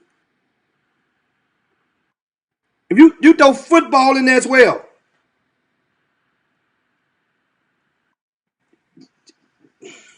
All you gotta do is just wake up and then you strive. Like I woke you up and I just mentioned Tommy Mason Griffin. Think about how many basketball players' names that people you don't remember them for. Do they remember you for more after high school? That's just one layer. What do you remember Vincent Young from? If you're a University of Texas fan, you remember him from their Rose Bowl. You see? But if you from Hiram Clark, West Orem, you from Houston, period. Know what you remember him from first?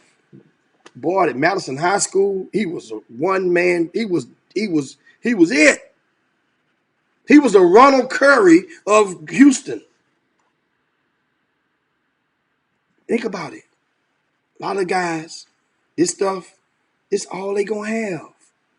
It's all they gonna have. This is all that some people's gonna have is high school basketball. Good point. So they want all the accolades. They want it all right then. But then some of grown folks, some of you guys are trying to explain to them, hey man, life is better than that. That's part of that 40-year plan. And that's part of that 40-year plan. You see, Haller, your son, Robert Haller Jr., people at Westside High School may remember him from class of 2013. People at Cornell may remember him, but guess what? At the end of the day, when he have his class reunion in 2023, that 10-year reunion for high school, and he come on back, they going to remember him for something greater than what he did in high school. Yes, sir. You see? Yeah, I'm just preparing. Yeah, that's a great point, Jimmy. I never thought about it like that, but don't be surprised. In a few years, he probably one of them kids that how they have the best, the top 30 under 30. He's on that track.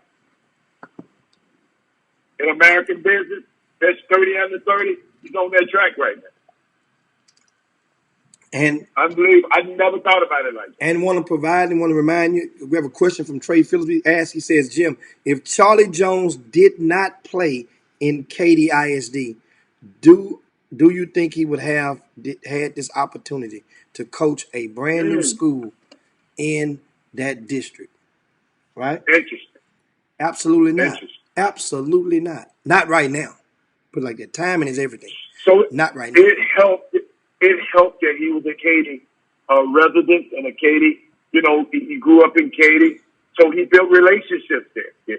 And the people and the powers that be, Jimmy, that probably were greenlit him being the principal, are probably some of the people that he crossed paths and had a relationship with in high school. Are the teachers know it? Are the administrators? Maybe he was a good kid in high school. Maybe he knew how to talk. Maybe he knew how to forge relationships in high school. I don't know the kid. I don't know him at all. But from what you just said, is he got to be a special person somewhere, somehow. Because you said, but then you think about it. Bob got a job over there. He didn't grow up in that community. But you talking about the new school? Are you talking about being the principal of a new school rather than a already established school? Is that the unique thing about Charlie's hiring? Now, what you asking me now about the new school? It's the unique.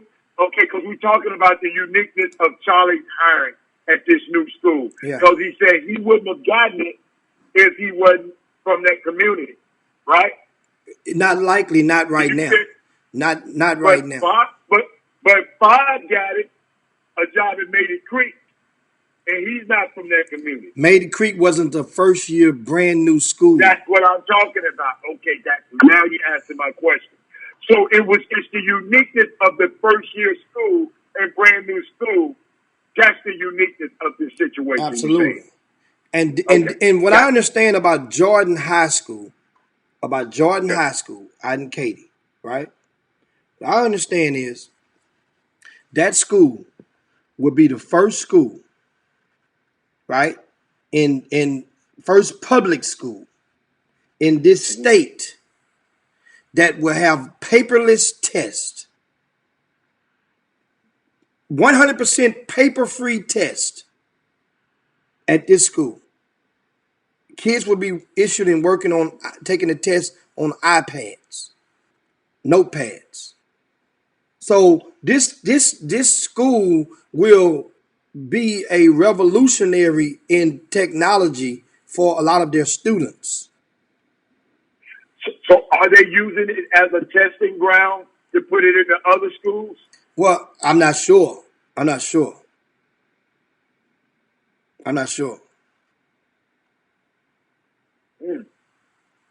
know, so it's a lot of people. You know, it's now understand. I could go and connect the dots. We'll say connect dots for us, Charlie, but you know, I don't want to.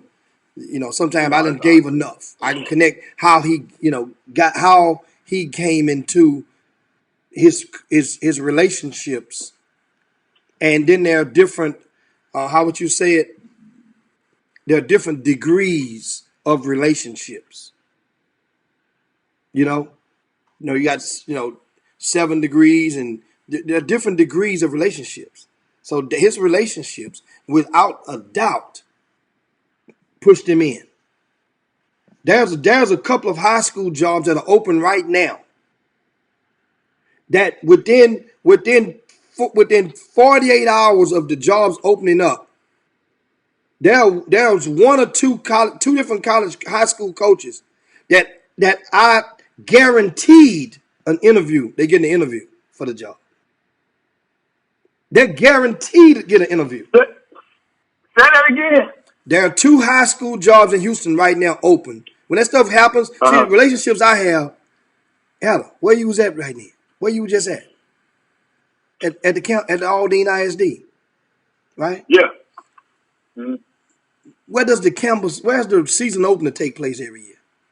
At the Campbell Center. Yeah. Who else does an event at the Campbell Center in Houston that you know of? Nobody. Right? So that means I must have some type of relationship, not just with this AD, because it was going on before this AD got named at AD. It used to be the other AD before him. You follow me? I must have some type of relationship, because even if you do have the money, there can be hurdles they can send you through that they can make the price go up so high without telling you no, because a public institution, they can't deny you the opportunity to come and rent the place out. But they will make the fees be to a point where they just telling you no, but legally without saying no. So relationships. And that's the part. See, relationships is synonymous with politics. People can't stand if you have a relationships that can enable something or that can hinder them from getting somewhere. A lot of folk can't stand that because that means you have the power to deprive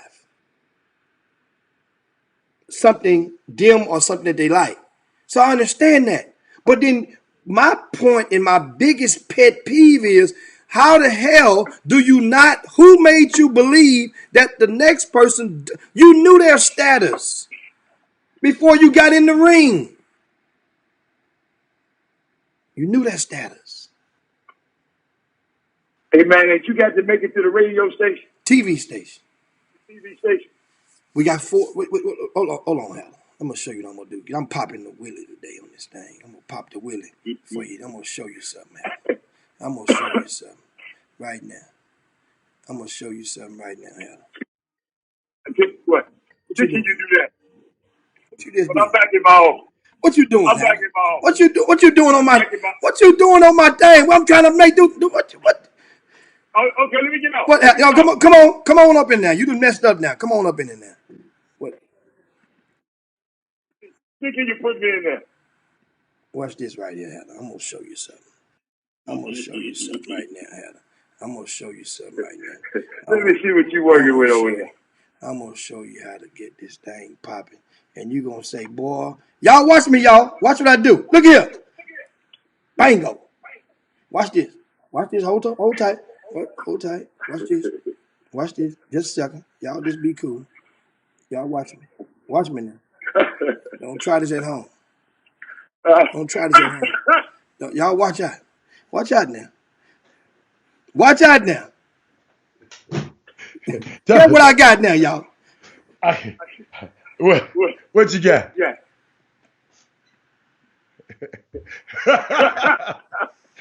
we see the little 5 minutes up there. But where I'm at? You say where you at? When you gonna bring me in? You on the screen? They see you. I can't see me. They see you. Don't worry, they see you. Oh, I wasn't there. They see you.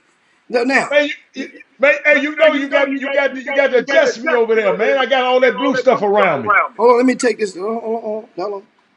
Yeah, you got to fade me in. Fade me in, player. Hold on. I got to get you. Got all type of stuff going on, guys. I got Hal want me to fade him out and fade me in.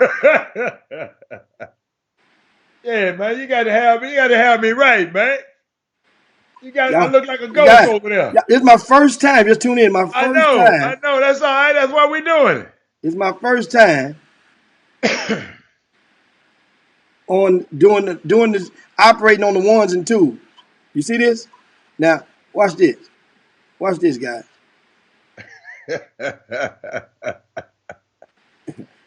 I see you. Layup, check me out now. Check me out. Bingo. We got 3 minutes to go, baby. Let's land this plane. How about tonight, Hal? I'm glad you're here. Houston Rockets and the Clippers tonight, 7 o'clock in Houston. Talk to me. Who's your team tonight? Who you rooting for tonight? Man, why you do me like that? Why you do me like that? Hey, let me tell you something. I'm going to put it like this, Jimmy. I'm going to put it to you plain. My Houston Rockets need this win more than my Clippers. You know I'm a LA Rocket or Houston Clipper. Okay? So understand that you can hang me up. I don't need that no more. I'm a LA Rocket. Mm-hmm. You know, so tonight I'd rather Houston win tonight. I'd rather my team win tonight. Houston win tonight. You got to understand. I like Kawhi Leonard, but I love James Harden. How about that? How about them Cowboys? But no. How about them Cowboys tonight, boss? What do you mean? Understand something. What? I'm listening. The Rockets there's an article in the Houston Chronicle today in the sports section. Let me tell you why the Rockets are going to lose. They done just, in the paper, it done pumped air in the tires and inflating the tires to make us believe that P.J. Tucker is about to stop Kawhi Leonard tonight. It's a spread in the paper today. Oh, in the Houston Chronicle, it's saying that P.J. Tucker is basically the Kawhi Leonard, going to be the Kawhi Leonard stopper. Boy. Hey, man, don't hate the player, man. Hate the game, man. You know something about the Clippers? I didn't realize they're the only team in the NBA with at least 4 players averaging over 18 points a game. And one thing about the Rockets, last time they played New York, they lost to the New York Knickerbockers. The Spike Lee, they would go down in history as the game that made Spike Lee fall out with the owner, all the way out publicly with the owner. The Clippers, guys, they've won 5 in a row. Patrick Beverley is back home again. He gonna get his head tore off tonight, though. By whom? Russell Westbrook. Well, the same Houston paper had anointed 2 years ago, had anointed Patrick Beverley as the Russell Westbrook stopper. You guys remember that? Who's writing this stuff?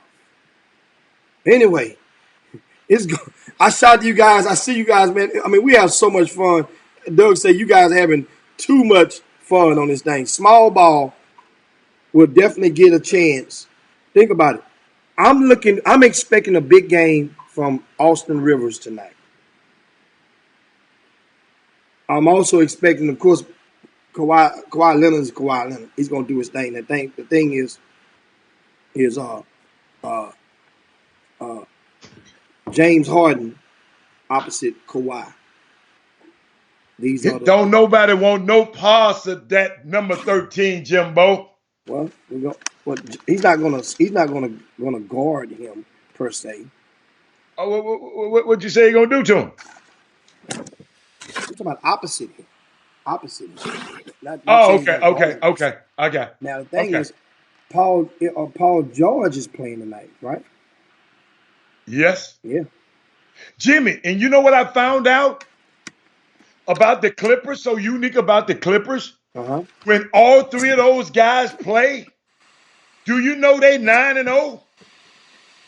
Which 3? Paul, Pat, and Kawhi. When those 3 play, they are 9-0. I saw that the other day. I'm trying to look it up. I'm just glad to be back, man. Pay attention to the bench again. We got a great bench now, Jimmy. We ain't got that over. No, not against the Knicks. You didn't. The bench failed them. The Rockets against Jimmy, the we Knicks. scored 120 some points. The bench for the Rockets did not come through against the Knicks.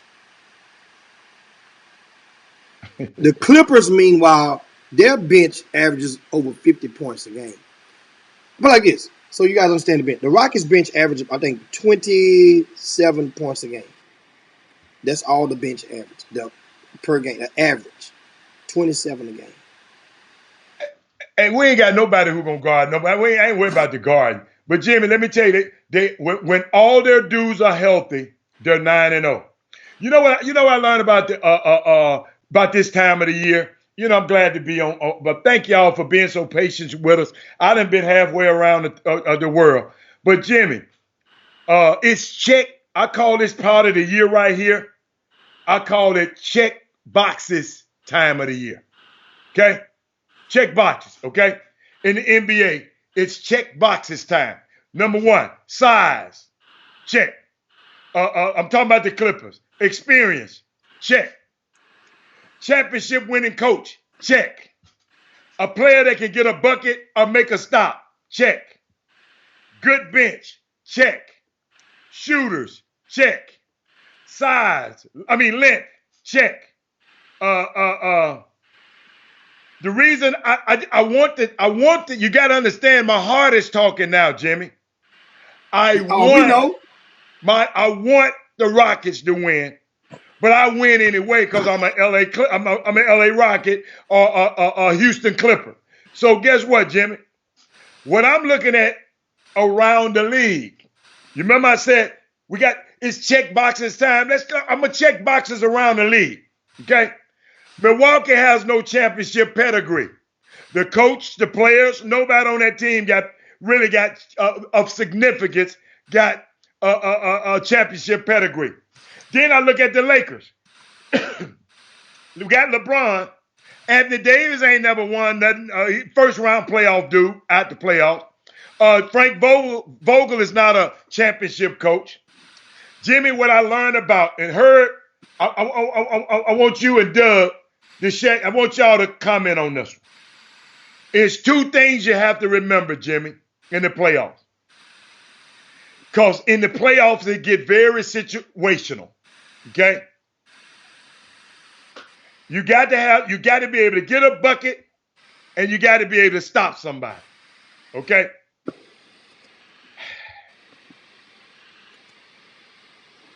In this thing, and that's been the Rockets' problem. You can't, and what I like about all of these teams that's in the playoffs that's got the chance to win, Kawhi may be the best player in the league, that he the best at both of them. LeBron is not as good as making stops anymore, Class Harris. He's not as good. Giannis can't go get you a bucket anytime. When they wall up on it, he can't go get your bucket if he double team. And the second thing in this Jimmy, the whistles. The refs call the games different. James Harden don't get them calls toward the end. Y'all complain about he disappear, but he don't get the same calls. And no excuse for James. It gets more physical. They can push him around a little bit more. The game is more physical. So those two things I want y'all to just look at toward the playoff game of time. I call it check the boxes time. So if you don't have all them boxes checked, you got to have a dude on your team that can go get your bucket, and you got to have a dude on your team that can go get your stop. But tonight, let me tell you something. The Clippers going down tonight, baby. Sam, I hope Sam ain't watching the show, but hey, the Clippers going down tonight. Man, you're gonna mess around and make me go to the game. If you just look at me crazy one time, I'm going to the game. And you look at me too crazy, I'm gonna take you with me. On that note, guys, it's time for me to get ready. It's time. We thank everybody for tuning in. The YouTube and the Facebook streams alike. Shout out to you guys. I see B. Scott. I see Impex. See Jeremy Davis. Steph Curry. Yes, he returns tonight. He said he don't know why he's coming back this season. And guess what? The guy wants to play, man. He want a ball. Understand? Steph Curry, he wants to play. What is he? I mean, and it's no better. What do you want him to do? Sit and get rusty? He's not. He didn't have the type.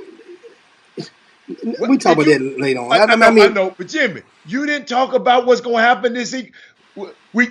You ain't talking about. You ain't getting no preview. I know we ain't gonna have time, but I guess what you'll preview them later on Twitter about these games that's going to happen. That's gonna be on RCS Sports. Okay. On tomorrow in the morning, you get a preview of the regional in Region 3, and shout out to Westfield High School, who will be representing up in Dallas in Region 2. Westfield playing Colleen Ellison, who's a really tough matchup. That team is battle tested. One team lost 3 games, the other one lost 4 games. That's a really, really tough draw for them. Whoever wins that game will be the favorite to go in advance. But Westfield, remember, they were down by 17 points against Klein. Came back and won that game the other night. And so I don't count these guys out. I saw them beat Atascocita at Atascocita High School this year. I saw them beat Aldine Davis at Aldine Davis High School this year. And you know, one thing about them, they rocking and rolling. But for the three, that's Region 2. But you have to wait till tomorrow to get Region 3. The 5A, Okay. the 4A, the 5A, and the 6A previews will be on in the VIP news on rcssports.com. Go to rcssports.com and get your fix of the high school basketball playoff, the brackets up there and everything. Also, want to give a shout out to the University of Texas. Shaka Smart pulled off another big win the other day. But last night, Buzz Williams, he got him a good win for Texas A&M, and that's awesome. So, I mean, Go get Buzz. out. Yeah, I mean, Texas A&M trying to make a case for the NCAA tournament. You got to realize now, and speaking of the NCAA tournament, NCAA teams, how about this? How about another team has canceled, another Division I school has canceled basketball game for this weekend. University of Missouri at Kansas City has canceled their game at Seattle, and the women's team has canceled their games. They will be hosting the Seattle women's team, and that's in respect to coronavirus fears. If you didn't know, in Houston and Fort Bend County, there's one positive case which was confirmed yesterday. That is on the opposite side of town. That's out there where Hatter lives at, guys, in Fort Bend County. So my point is, I ain't going nowhere with you, boss, till you come with a doctor's. You got to come go see Robert Horry Sports Medicine and Rehab and get you a sheet of paper, a return to school slip. That's all right. That's all right. You don't have to be right. I got you. So, I go by myself. with that being said, guys, we'll see you guys on Monday. It's time to slide on down to slide on down Dino's back and yabba dabba do this thing. Thanks so much for tuning to the Chop Shop. Hey, this is my first rodeo at the keyboards producing the show, guys. You guys, let me know how you guys think I did. Yeah. Definitely hope you guys appreciate it. The clock on the wall says that's all, y'all, and we up out here too. Chop Shop, peace. Let me get out of here.